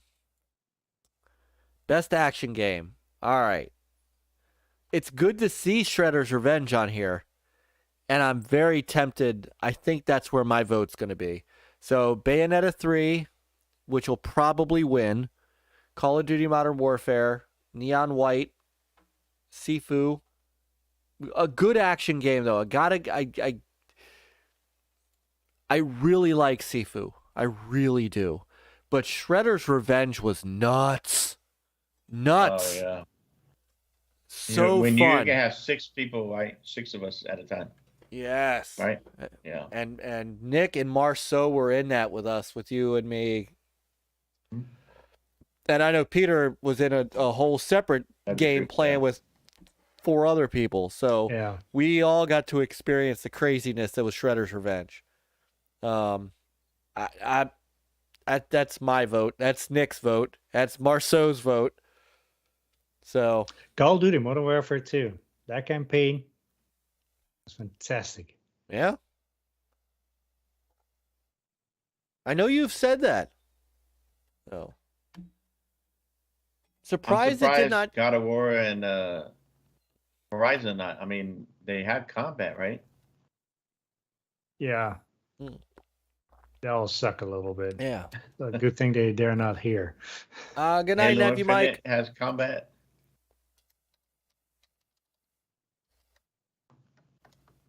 Yeah, but it's not an action game. Although Call of Duty Modern Warfare 2 is a FPS, so again, this Well, yeah, that depends how you. I can't take the Game Awards seriously because of stupid shit like I this. know. Action genre focused primarily on combat. Right. So of those, and I haven't played Neon White to know, Bayonetta 3 is obviously Bayonetta. Sifu is absolutely focused primarily on combat, and so is Shredder's Revenge. I gotta go. I gotta give the edge to Shredder's Revenge. If Shredder's Revenge was not in here, it'd be Sifu. But Shredder's Revenge was just so freaking nuts with 6 people. Yeah. So that's my vote. Yeah, mine too. Peter, what are you going with? Modern Warfare 2. All right. All right. Best action adventure. Plague Tale Requiem. Yeah. How is Stray an action adventure game with traversal and puzzle solving? I don't know. That's what I'm saying. How can you take some of these categories seriously? Yeah. Did Tunic have traversal and puzzle solving? Yeah. Okay. All right. Fair. You had to get to certain areas and figure out, and then a little bit of puzzle solving to get there. Oh, all right. I'm going to look it up. I wouldn't say a ton in the sense of based on some of the other ones. Yeah. All right. I'm looking this up. Okay. So Death's Door was 2021. That's one. Because Death's Door would be my pick if it was out this year. Oh, yeah. Yeah. Because that game beats all of them in puzzle solving and traversal. So Carl says Shredder's Revenge for him too for games. So I'm definitely going Plague Tale Requiem here. Same. And Chris? I'll probably because I played the first one, so I can understand why. Because you definitely do have to figure out things to get to continue. So I would stick with Plague Tale also. All right. I do got to jump on that one though. Character design too. I mean, she's so. All right, role playing. I don't play role playing games. Is Elden Ring a role playing game in the true sense of the word? Yeah, I mean, player customization and progression. Yeah. All right. Oh, including massively multiplayer experiences, though. I don't know about that being massive. I mean, you can do multiplayer, but my guess is, I don't have a vote in this, but I'm guessing Xenoblade Chronicles 3 will win. Yeah. Oh. Fallout 4 is not a role-playing game. That is an action adventure game. It's an action RPG-ish. All right, so Project Jeff is saying it's an action RPG. That makes sense. Rich character customization. Okay. So either if Elden Ring doesn't win this, I think Xenoblade would. Probably. Yeah. Best fighting game. Primarily around head-to-head combat. See, Sifu doesn't belong in this category. because technically You don't Sifu have is not head-to-head any, combat. no multiplayer head-to-head or... No. Because No. these other ones are multiplayer, right? They are. They're basically, Street Fighter a la kind of like King of Fighters. Like I would say King of Fighters probably should win this. Possibly, but multiverse is, I mean, I did hear that's good. I just kept hearing that a lot when it came out. Oh. I haven't really heard much of it lately, but I know like Mav and certain people showing that, streaming it, and they were digging it. Okay. Especially with all these characters that come out in it. Let's see where we are in the categories. Action adventure, best roleplay, best fighting, best family. This is gonna be a hard one, because I could see Splatoon 3 winning this, but I could see Lego Star Wars Skywalker Saga too. My kids love Skywalker Saga. It's on sale on Xbox this week. Yeah, and I've got a physical copy of it. But Peter, you've played Nintendo Switch Sports, right? I have. Yes. So does that? And Chris, I think Wii Sports was better, but yeah, okay. Not bad. All right. Oh, it's Ham from TSWS. What's up? I think Go Game Go would probably pick Splatoon 3. Yes. And this is definitely a category up their alley. Like they can give us, that. Yeah. What they. And when I was listening to Good Morning Xbox Sunday, Cool Cat Terry had a good point on this category, that it's like, okay, it's best family. So why is it, these are all Nintendo games except for one, but why are they not considered other categories and only in family? Because is it because they're Switch games or they're style? Because I mean,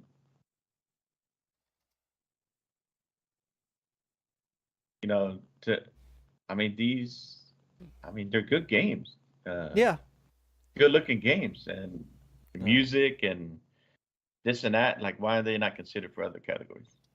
But Nintendo games are just stuck in family. So Nintendo kind of gets snubbed too when it comes to their games, and they're not considered for multiple nominations. This is true. So it's kind of weird why they're not being taken seriously. Oh. I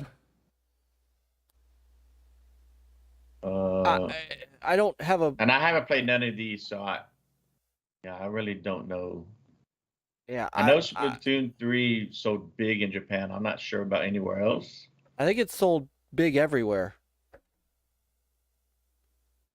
I mean, if I'm just appropriate for family play, would be Nintendo Switch Sports. But my my head says that would win. My heart says Lego Star Wars. I wouldn't be surprised Lego Star Wars, because I could see that in the past Lego games I would play that with the wife and the child. We'd all jump on it. I mean, that is a family game. Definitely, yeah. Nick says it's really good, but they went bonkers with the skill tree. Mm-hmm. I have to ask Seth about that. Yeah. Peter, do you have a pick in here? I would say Nintendo Switch Sports. I kind of figured you would.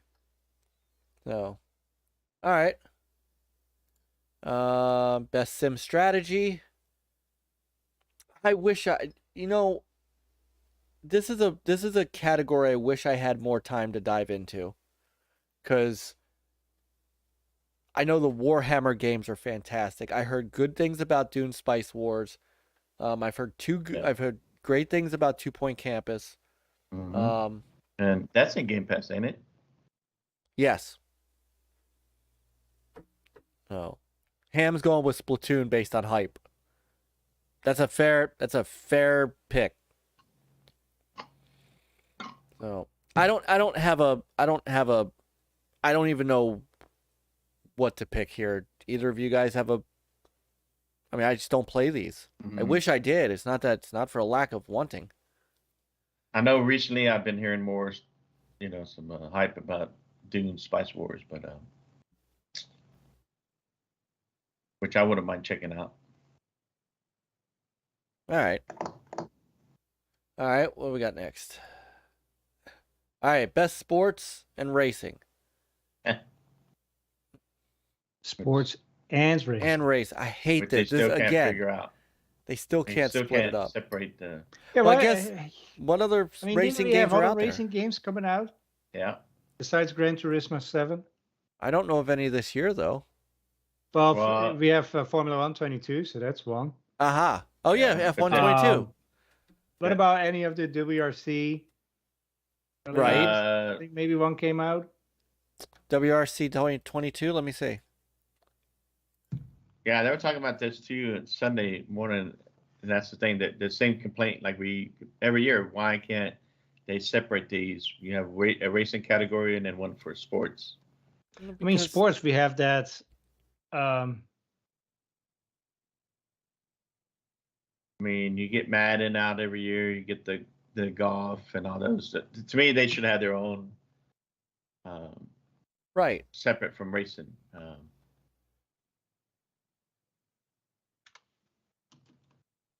All right, so WRC 10 is the latest. I thought there was a Grid one that came out. Did Grid come out this year? Legends. Yeah. But Grid Legends. Was that a new game though? Well, still, but we've had remakes that have been nominated. Grid Legends launching in 2022. So Grid Legends it's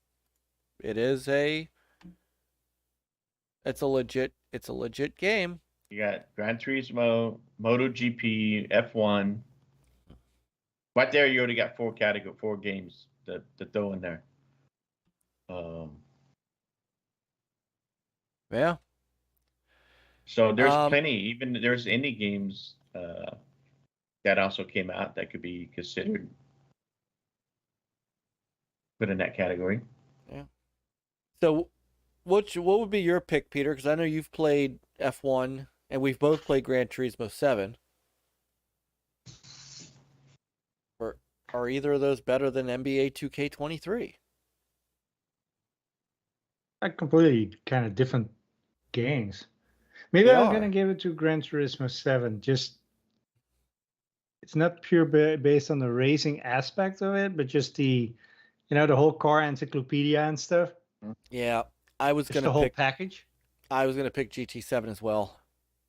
Yeah, I brought that up in the chat and Sunday morning that you two have played, but y'all were impressed with also the other features besides the racing. Yeah, brought, they really did put some thought into all that. No, polyphony. I mean, Gran Turismo it speaks for itself. I mean, yeah. I didn't like, although I did not like that you had to unlock the multiplayer. I thought that was stupid.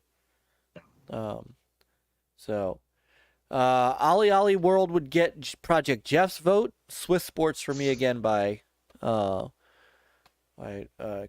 Ham says the crappy and unfair category got smashed together. I agree with that. And Nick says, why in the hell are they competing FIFA with Ollie World? It's it's a fourth of the budget. Big Mad Mode says 2K23 for him. And Bigblock says, yes, GT7 and FIFA 23 are like the same game.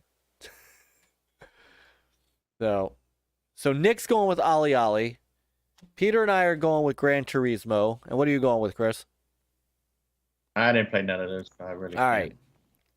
And Marceau is going FIFA 23.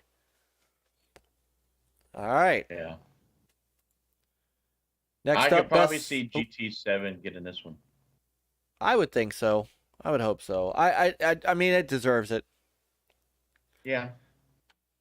All right, best multiplayer. It's not even a contest. Everybody knows the Call of Duty Modern Warfare 2 is going to win this.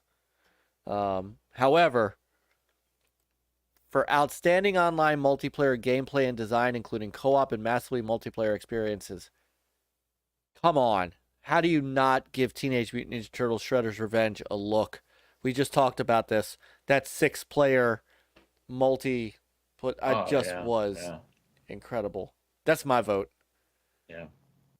Oh, Peter, you going with the? Yeah, Modern Warfare. Yeah, I kind of figured you would because you've played a lot of that. So, should wrestling even be considered a sport? It's more theater. WWE 2K23 was not in best sports. That's a good point. Oh, nice. Where'd you find those emotes, Nick? All right, so one for all right, so we got TMNT, so Marceau, Nick, me, and which one are you going with, Chris? Go with Shredders? I would go with Shredders. All right, and Peter's going with Call of Duty. Yeah. All right. Very good. Content Creator of the Year. This is amazing. Okay. I don't care about this except for one thing. I'm sorry. And I know I'm going to make the internet mad. Come send me hate tweets. It's fine. I thoroughly enjoyed following Nebellion on Twitter. Yeah. He was a great news aggregate person. Mm-hmm. Was not a content creator. Nope.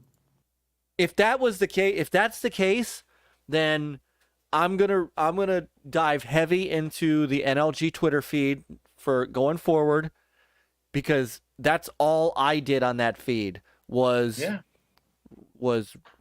news and things like that. So next year, boys, the original Next Level Gaming will win Content Creator of the Year, because I can do that too.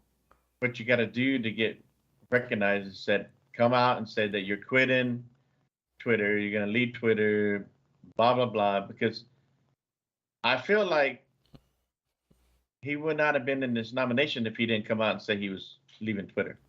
Could be. I mean, like you said, I followed him too, and I enjoyed some of the latest news that he always brought, on a regular basis. But other than that, I don't see how he had any impact in anybody. He's just regurgitating stuff that faster than most people do. Because if you're online all the time, you can catch a lot of that stuff quick. And of course, any of these other ones, I have no idea. Yeah, I mean, it's all right. Yeah, unless I see any GUG members here, I don't care. Yeah. And why isn't Brother Mav? Why is it Master System Marceau in here for all the awesome outrun? We got some awesome. Where's Ham, who has a great show of his own? Where's Nick? Nick should be in here. Nick should be in here for his Geek Storian videos. Yeah. So, yeah, screw this category. Yeah. A tweeter. All right, best debut indie. Okay, Neon so this White is the one where we were. This one makes sense for me. First out of the gate. But it must by a new independent studio. But if you notice, Annapurna published these. I know. No. Vampire Survivors might have to be my pick here. I know. But I why am I guessing, Chris, you might hit Tunic? No, I'm No? I love Tunic, but no, I'm going to Vampire Survivor. Yeah. No, and of course Peter's going Stray, right? Stray. I have not played Stray, so.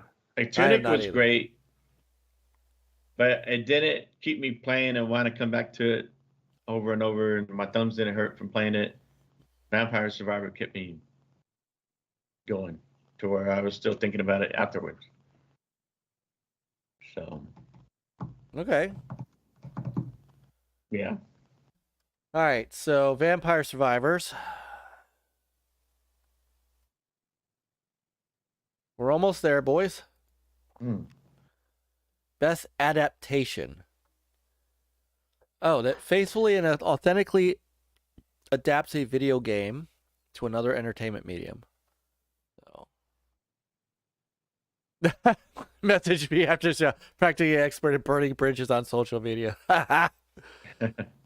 Yes, but you also, I give you credit, man. You have also rebuilt bridges. So I think it's an underrated thing. So Ham says Vampire Survivors is going to win. Back says Vampire Survivors is his pick. So okay. So best adaptation. Yeah. All right. So this is gonna come down to Sonic 2 and Uncharted. Maybe. I've watched Arcane and Cyberpunk. Very good on Netflix. Yeah. I have not seen the Cuphead show. I haven't either. No. Sonic 2 was good, and Sonic Uncharted. 2 is fantastic. Yeah. Uncharted, I just hadn't had a chance to see it, but I've heard It's good. I've heard it's really good, and I've heard that my original why the hell did they cast Tom Holland was unfounded, and he was actually a very, very passable Nathan Drake. Yeah, a young Nathan Drake, it made sense to me. But if they want to go with an older Nathan Drake, you got to go with Nathan Fillion. Got to go Nathan Fillion. It's not even close. Yeah. So Marceau hated Uncharted, so he's going Sonic 2. Back says he actually liked Uncharted, and that's saying something because I hate Tom Holland as Spider-Man. I hated him too as Spider-Man until No Way Home. This last movie, I actually turned him for me on Spider-Man. So, I don't like the guy, but I'm gonna also pick Uncharted because even my wife liked that movie, so we watched it together, and that was good stuff. All right. Nick says Sonic 2 or Cuphead. He says both were great, so he's seen the Cuphead show. And Marceau's going Sonic 2. So, all right.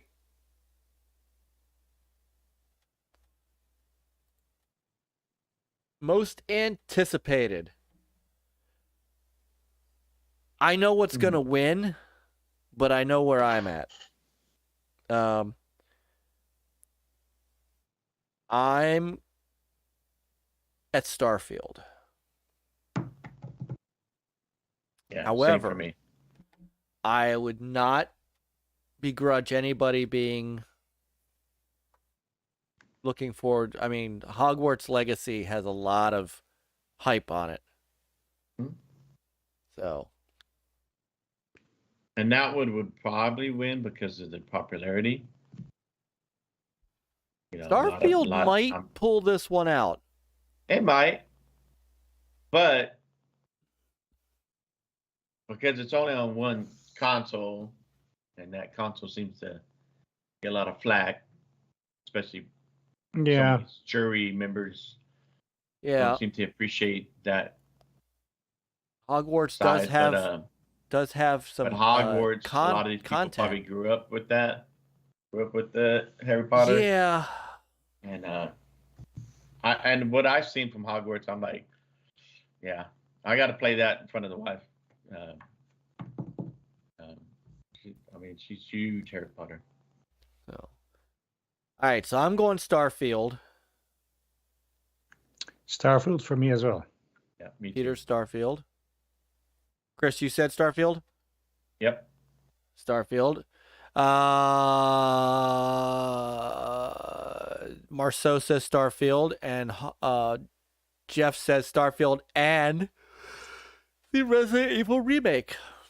So, Hasslehoff says Hogwarts showed it was impressive. We've seen more for Hogwarts than Starfield, so I think he's going with Hogwarts. And Nick's going with Hogwarts. I don't begrudge anybody who's saying Hogwarts. I think there's a lot of hype around that game. Mm-hmm. I find it. Marceau did say and Zelda, so there's one for Zelda. Yeah. So, all right, let me see where we're at here because Ham says Arc 2 for him, but Starfield for that list. So, all right, let's see where we are because I am not. No, we're not talking. No. We wait. Did you want to? I don't care. Okay. No, I don't care. I wouldn't even know who the hell I don't even. I gotta see though. I mean, if you want to take a look at it, yeah, just to be curious. But Counter-Strike, Go, CS:GO, Dota 2, League of Legends, all the normal stuff. Rocket League and Valorant. Rocket League, we'll vote for that. Yeah, I'll vote for Rocket League. We got our ass kicked in it, but we'll still vote. Yes. I don't know any of these people. Don't care about any of these people. They're not athletes. They're not athletes. Hey, they're starting to add esports in high school now, sir. Yeah. Oh my God, we are. You know, everybody's got to have something that they're good at. We're so screwed. Hey, your fingers are physical, right? It's physical. You gotta be able to. And see, why aren't the Halo championships in here? Yeah. You know, League of Legends is in here. Valorant's in here. Why isn't? Well, Halo ain't anywhere else either, so why even add it to this? Exactly. Well, yeah, I know why. Yeah. So, but I really feel like, okay, so the multiplayers had some issues, right? Are they really dissing Halo Infinite just because some of the issues that it's had? You know, I don't know. I don't either. Definitely getting a bad rap for. It is. Oh, we definitely got to do best esports coach. You know. Oh yeah, because you know, our yeah. Because you know. I mean, unless you're into any of these esports, like we do have a esports arena across the street from where I work, but I have yet to gone to anything yet. Yep. So it will be interesting to check it out, but yeah, Evo's right here, Nick. So we got one vote, and that's Evo. Another don't care category, right? Hey, what just happened? All right, so here we go. Game of the year. The big one. So one correct answer. And one correct answer. So there's Plague Tale Requiem, Elden Ring, God of War, Horizon Forbidden West, Stray, and Xenoblade Chronicles 3. I just don't understand why Stray is on this list. I just don't get it. But well, somebody likes pussy. Waiting. You've been holding on to that all night long, haven't you? Yeah.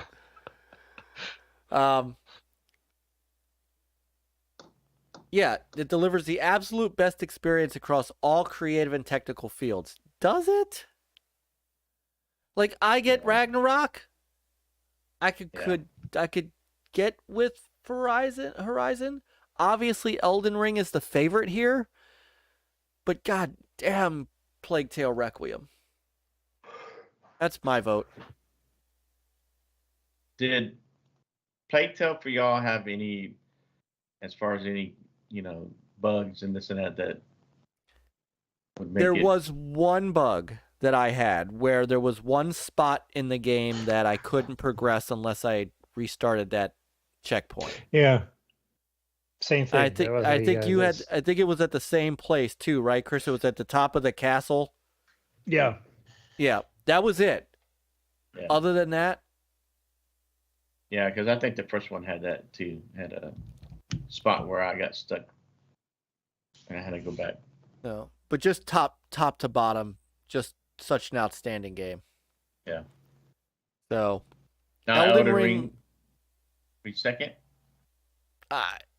Elden Ring's likely going to win this. Yeah.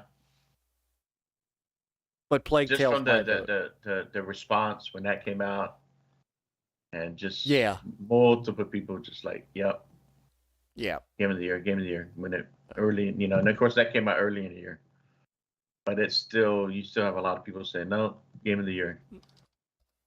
And like Peter said, that he doesn't think, right, Peter, that God of War, Ragnarok, and West did enough to really a big difference from the first one. Yeah, I agree. That's and like Horizon. I mean, the first one didn't even win. I don't think they really won any nominations the first time for the first one. I don't know. Let's see. Let me see if I can do this. I'm gonna put this up as a poll if I can do enough. Anybody in the chat that played Stray, I mean, would you consider that to even be nominated in this? Does it give you absolute best experience across all creative and technical fields? All right, I can only do 4. So I'm going to put up a poll. Yeah. I can only do 4 things. So I'm going to go Plague Tale, Elden Ring, God of War, and Stray. So have at it, folks. Top 4 for this. There's your top 4. Let us know who's at it. So we'll oh, and it's just stuck there. Hold on, let me see if I can.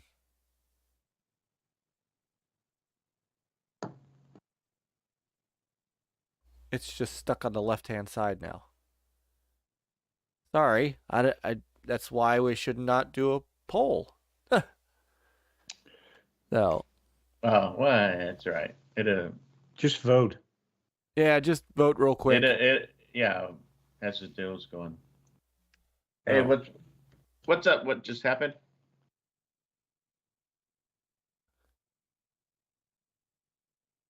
All right, so yeah, I just don't understand how that fits into this category. For a lot of people, they did enjoy it, but like last year, the winner was It Takes Two, right? Right. And that, that to me made sense because everything that you had to do, the storytelling, it had a great experience all across. The way it looked, the mechanics, the puzzle solving together that you had to do, and the story. So that made sense winning last year. But I don't see how Stray, a single player game, had that much of an impact to really be nominated. I don't either. And even Noof said it. I mean, Noof really loved Stray, but he didn't make, so that didn't make sense to be nominated Game of the Year.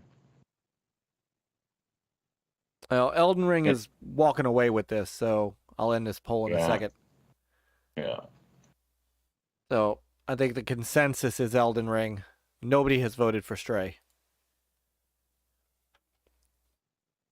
So, all right, thank you guys. I'm gonna drop this poll just because. Let me see if it goes away from the left-hand side. It does. All right. So we know no more polls until I'm gonna have to figure out how to make that work with the chat there. So. And I wish Coop was here in the chat. That's Coop, if you're listening. I don't know if he's working or whatever, but I really am curious to hear from him. Like, is this God of War considered his game of the year? Because the first one was his game of the year, and also curious I remember that. What he thinks on this one. I remember that. Yeah. So Peter, Did you consider the last God Award that won a Game of the Year for you back then? Do you remember? I mean, the previous one, you mean? Yeah. And that one won. Yeah, I don't know what else there was to. That one came out in 2018, right? Yeah, I don't know what it was up against.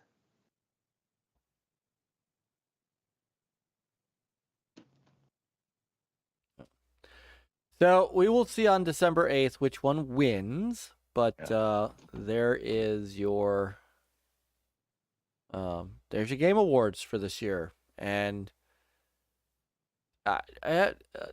most people are going to watch this thing to see what the world premieres are. Nobody's watching it for anything else. Let's be honest. Yeah, because I think that they already, like I said before, like we already have a sense of, like last year, I was surprised that that Last of Us 2 didn't really go out big, right? It got nominated on everything pretty much. And so people were thinking, oh, that it's going to win. And then all of a sudden, It Takes Two. And It Takes Two won several nominations too, I think. Right. So, was there anything from last year that was revealed that was a big impact for you to remember? I'm trying to think of what was revealed last year that compared to the past where like Hellblade 2, Perfect Dark, and then the Xbox Series X was revealed. But last year I can't. I'm trying to think what big. Last year didn't Xbox show more gameplay of Hellblade 2? I don't know. So Horizon Forbidden West, Alan Wake 2. Just thinking of the big ones. Sonic Frontiers, Star Wars Eclipse. And it wasn't a ton. There wasn't a ton. Yeah, it really wasn't. Yeah. And so, I know we'll see this year. Yeah, I mean, if you're down to, like I said, we can always stream it just to have it on there, and we can, our reactions. Yeah, let's talk. We'll talk and see what we're doing that night. What day is that on? The 8th. 8th. Okay. All right. Wednesday. So it's almost midnight. Let's take this last topic real quick. We won't. I don't want to spend a lot of time on this, but geez, you gotta be kidding me with this. Okay, Peter. Next topic: the continuing ABK saga. Oh my God, we call this. It's a Yiddish word for this, called chazarai. It's basically nonsense. This is.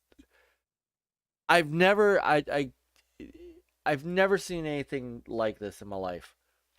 So Sony has basically put a full court press on the European Union, telling them to veto this deal.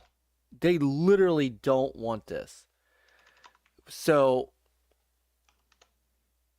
we found out that, first we found out through Reuters that Serbia is the latest country to have approved the deal unconditionally. So, the all-important Serbian vote has come in. But we are seeing Sony. I've said it before, and I'm going to say it again. Jim Ryan looks extremely weak here. Basically saying we can't compete without Call of Duty. And even throwing Battlefield under the bus. Which, by the way, Battlefield 2042 came in a Game Pass. We need to get on that. We do. So, Microsoft is going to the Reuters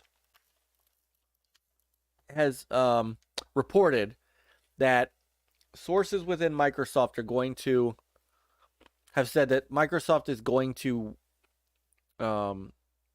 offer a 10-year licensing deal to Sony for Call of Duty, which is once again what this is all about, to everybody but Microsoft.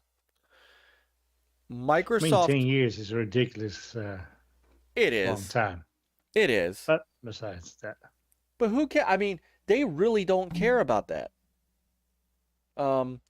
Now, what Sony might do, which I think would be laughable, and if the CMA or the FTC even tries to enforce this, Microsoft should sue them all out of every dime they have, is if Sony demands that Microsoft can't put Call of Duty in Game Pass.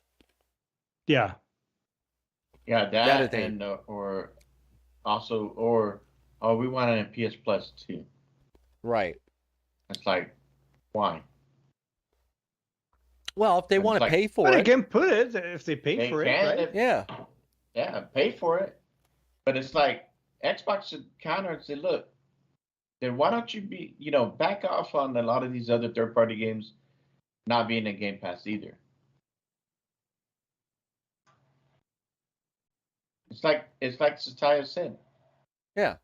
We want competition. We want to compete. Yeah. Yeah, it's really getting. And it's like some people said before. I get it, Jim Ryan. He's doing his job. He's going to do whatever he has to do to try to break this deal from not happening, because it's better in their interests than having this thing owned by Xbox and Microsoft. Because yes, at some point,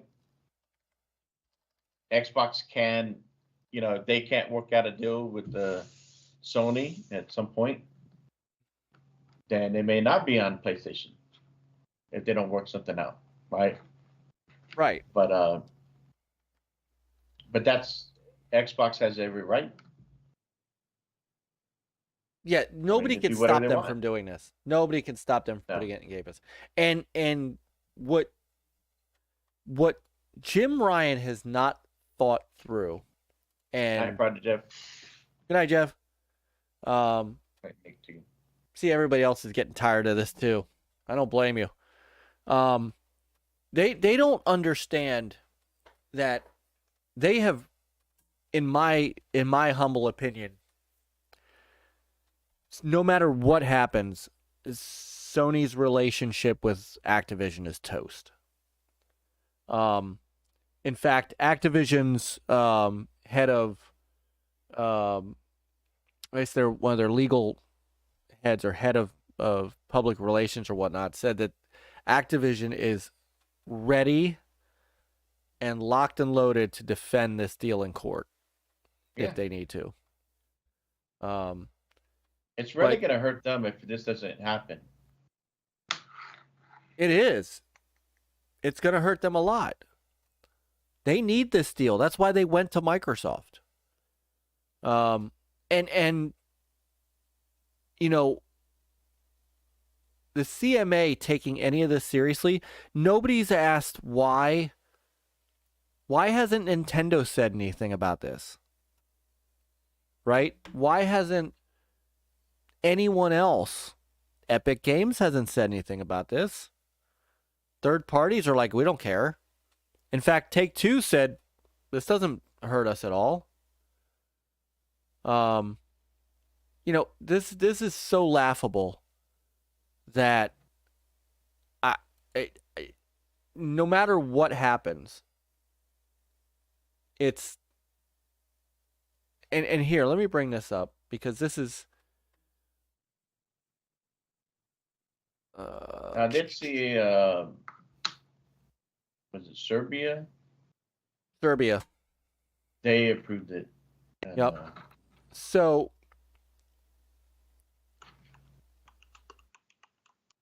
Phil Spencer said maintaining and growing the existing Call of Duty business is pretty central to the economics of the deal.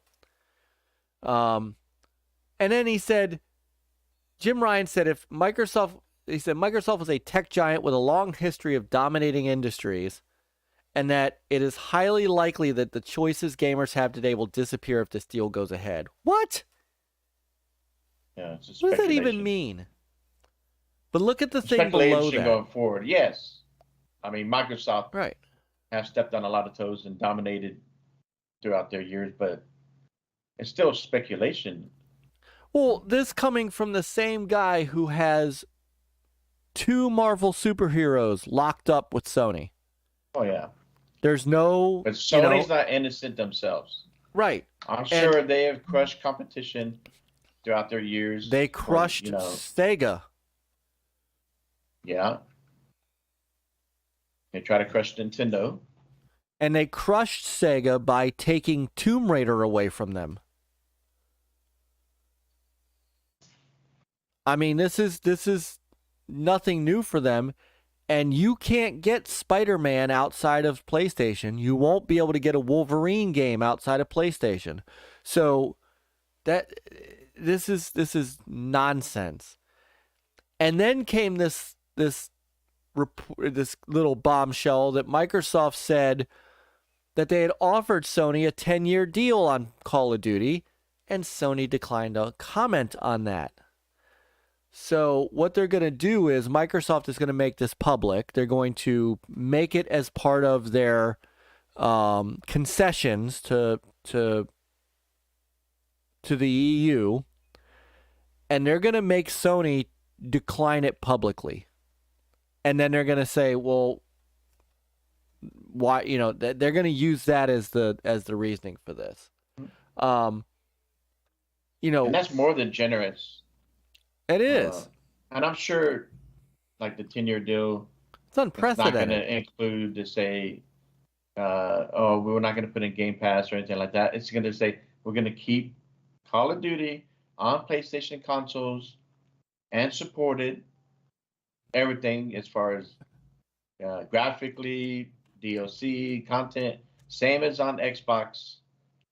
The only difference is that Xbox should have the right to put in Game Pass. Right. And cloud and whatever, PC.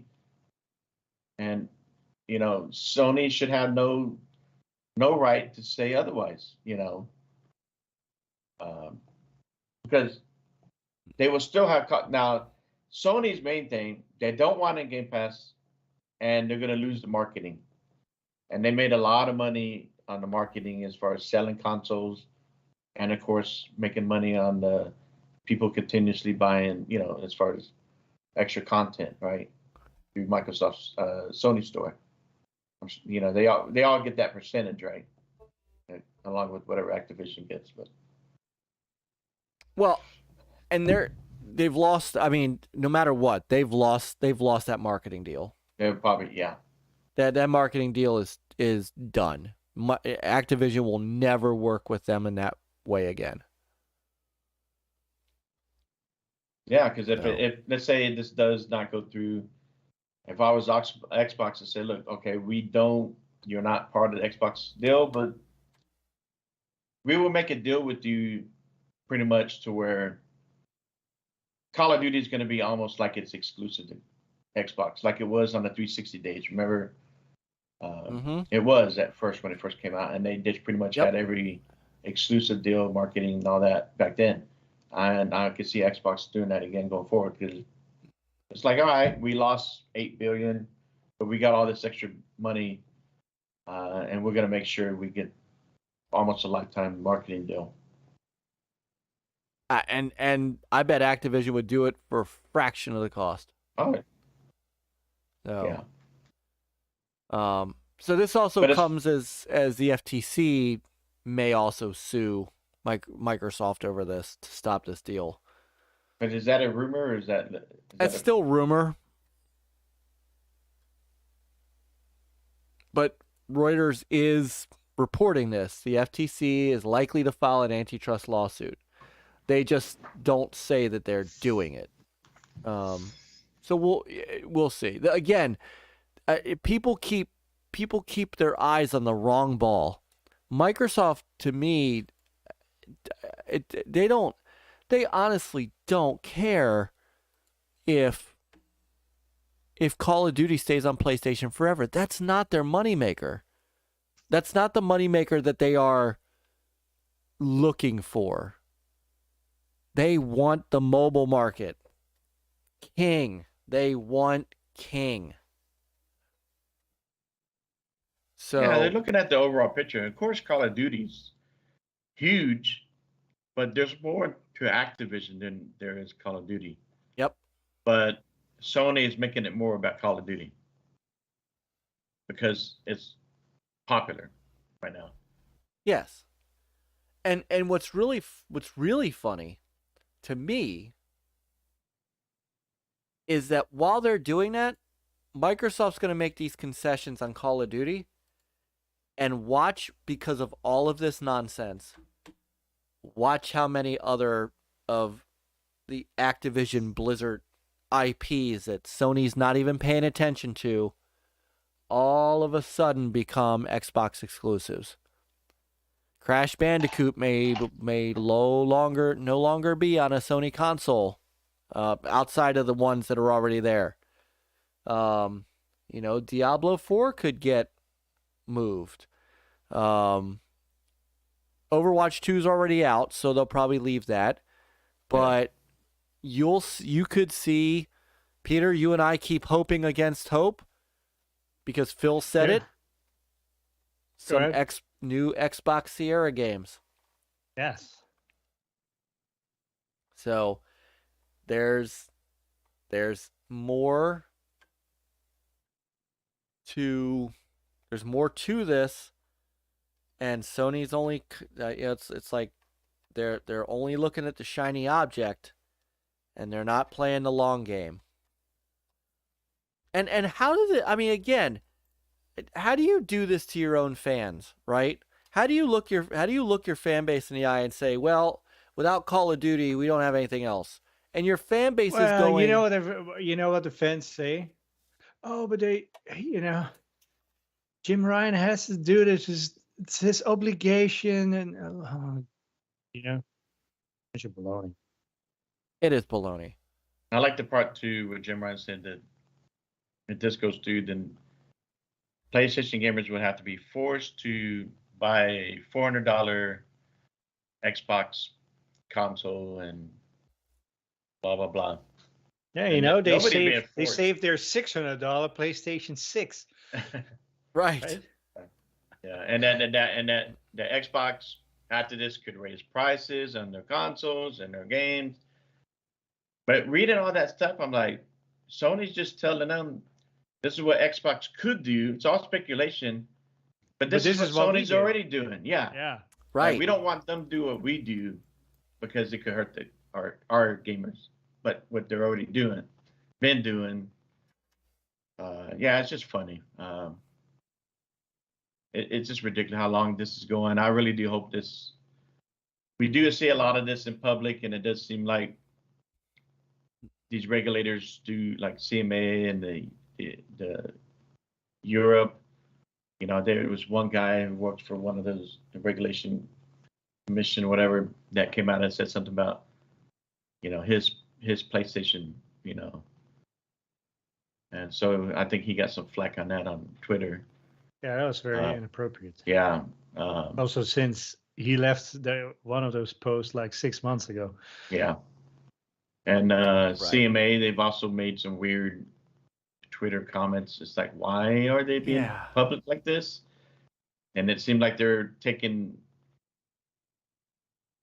Sony's issue and making it their issue. I mean, of course, they got to look at all this, right? Yes. Both sides, absolutely. But it does seem kind of fishy, and the way they're making it public like that on their end. So hopefully, I mean, I don't know. You just see stuff, like Hoglaw he did a good breakdown of the recent. Yep. Oh, he has made so many good videos about this thing. Yeah, he has. He just calls it's all trash to him on what these people are saying from Jim Ryan and so on.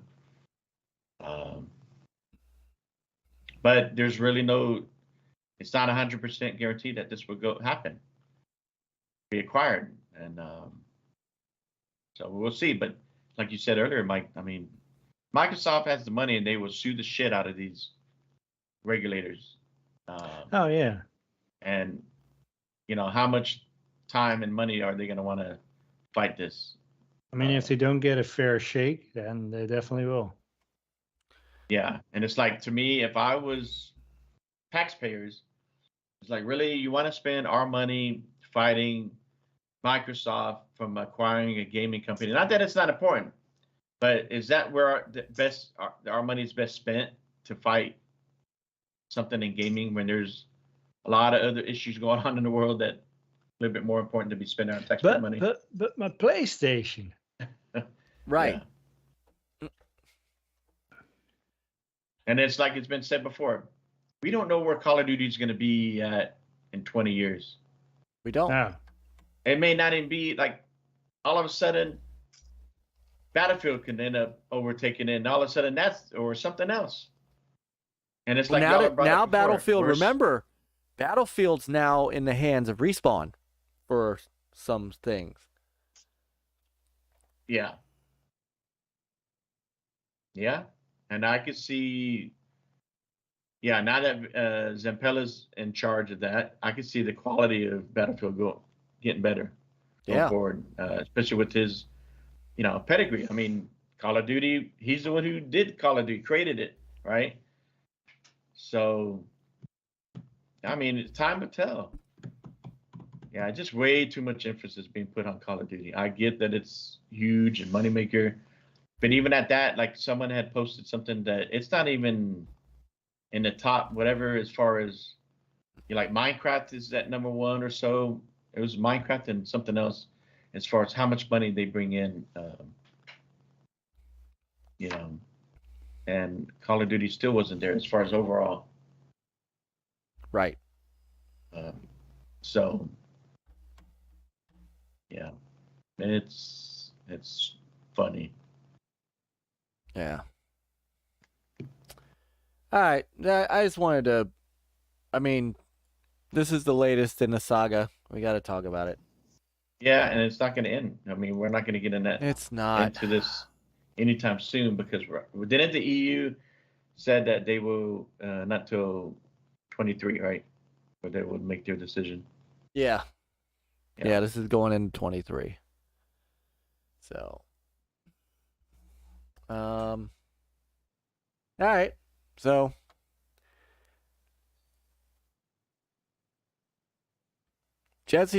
Vince was part of Infinity Ward.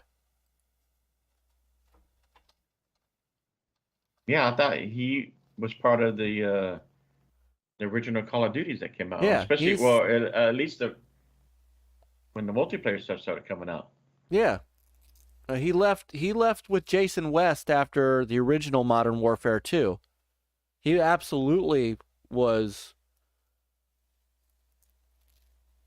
Yeah, he absolutely was involved with Call of Duty. In fact, he was the CEO of Infinity Ward. So that's why everybody was so amped up on Titanfall. Because they were going to be this big thing. So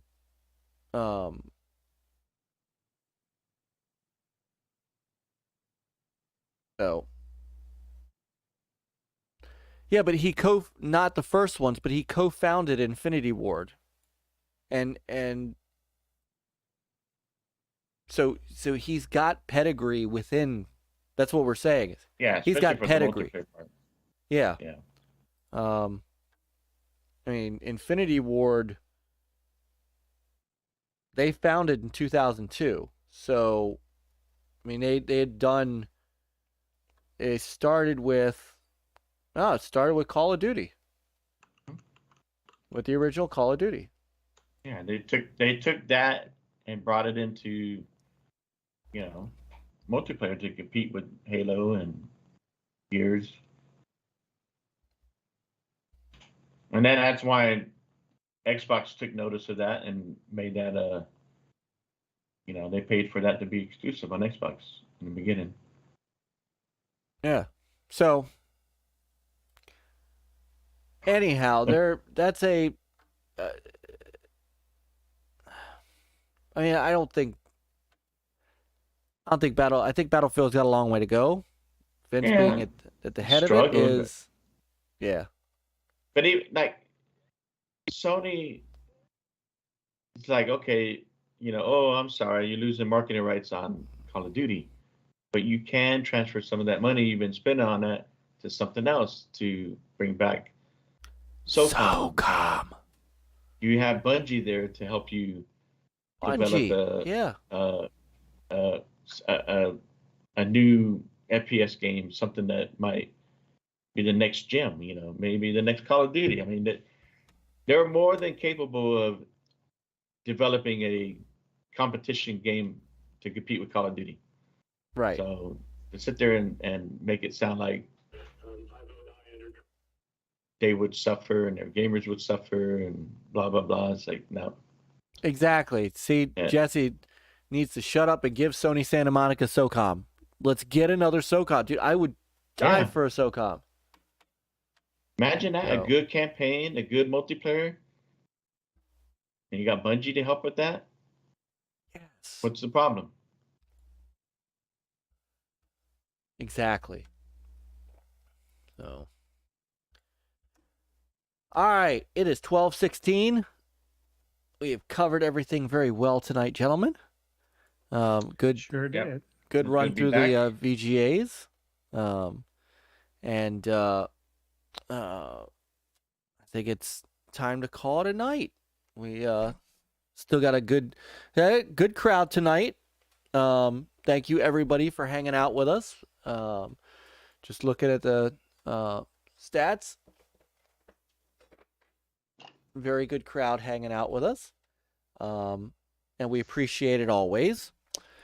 Jesse, good to see you. I'm assuming that I figured Noof. I couldn't because I was sharing the screen. I wanted to see if Noof was still on or not. So I told because he came in earlier. It looks like they've gone off the air already. So I'm gonna go in and watch. I'm gonna watch that tomorrow and throw him a like and a comment because Noof was here earlier, and it's always awesome to have Noof around. Noof's a good guy, very much so. So I will make that up. So I went in and said hi before they left. Okay, good. I'm surprised they were off. Well, he doesn't really do. Yeah, I think he's pretty much 2 hours. Pretty much. That's okay. So, all right. this is great. Yeah, good show. Thank you, everybody. And a little of ours I can't watch a lot because it's okay, Jesse. And I know you came over from Noof's channel. That's how you found us. So I totally understand. And Jesse, any time you're able to hang out here for however long, it's really great. It's really great having you. So, and of course, all of our great folks, Marceau and Michael Garvey and Skull and D-Pad and Nick. I know Nick went out. Nick headed out when we started talking about Activision. I don't blame him. I'm getting tired of it too. I just want this thing to go through. What just happened, and Jeff and Mo and Hasslehoff, and all of you guys. Ham, I am gonna get a hold of you. Ham wants to come on with us. So we're gonna get Brother Ham on very soon. and everybody that hung out with us tonight. Thank you guys so much. You guys all rock. We love you, Bigblock and Relic and Ventress and Zelda and Myke and just everybody who was. YouTube needs to allow you to. And Nile, of course, and Mav, and who am I forgetting? Panda, Brian, Boogie. Boogie was here. They need to do like a list, like a running list of everybody who typed in the chat, where you can go back and you can see that without. Yeah. Because it's very tough. Very tough to see otherwise. To go to see who's been on. And who is hanging out with us. So I want to thank everybody, of course. Cousin Born was here. Brother Back is here. Scepter. Brother Luke, who went to bed. Masshole, if Masshole's still around. I think I covered it. I think I got everybody. If I missed anybody, I apologize. Dread, Brother Dread was here. Yeah. So Yeah, he was. All hail Jay. All hail Jay. Jay went to bed too because he's an hour ahead of us. So Jay was here. Doggy was here. Brother Doggy. Mm-hmm. I know. See, I knew Brother Doggy was coming on, so I put the, put the Amico here. My buddy that I grew up with, Rico. Oh, Rico was here. That's right. He jumped in when he got off at work. He's 4 hours behind me, so. So I apologize, Phil, but I got to show the lights. The lights are so cool on this thing. I can't tell you what game this is, but this is a game where during the game the lights are also doing this. There are a couple of games that I am testing that the lights change during the game. It's just really cool. And I won't show the screen because I can't show you what the game is, but I will also show you that the lights on the controller are also, where is it? Are also spinning as well. So, again, really cool stuff. Really cool stuff. So, all right. I think that's going to do it for us. Everybody have a great night. Don't forget to check out all of our other great Gamers United Guild channels that are out there. Tomorrow we've got Geeks with Cash, Spooky, the great breathtaking gamer Spooky, and Amico Forever. We got three quick zoom way in. We got three great shows tomorrow. We got Axel is on Friday with the Iconic Video Games podcast. Shows on Saturday, the Evercast and Dragon's Den. We got Good Morning Xbox went back to Noof. So we have Xbox Roundtable TXR on Sundays, Astro Smashed on Mondays, and then we're back here following the awesome Retro Renegades. They come on at 7, we come on at 9:30. Yeah. So, and you also catch our fellow GUG member Trinity. Yep. She might be on a regular now. Basis. Hang on, she might be on right now. Hold on. Yeah, so you can catch her. She's always streaming. She streamed games. yesterday. She streamed yesterday. She is not live at the moment, but she, yes. She goes out kind of late, so, but Yep. So if you get a chance to, please check out Sister Trinity. Her and Spooky are just great people. So love them. But all of our Gamers United Guild folks are just great, awesome people. Yeah. So, okay. So that'll do it. Everybody have a great rest of the day. We'll see you later in the week, hopefully. Get some gaming in, pick up a controller, all that good stuff. Play on, gamers. Go on, guys. Adios, gamers. Enjoy the rest of your week.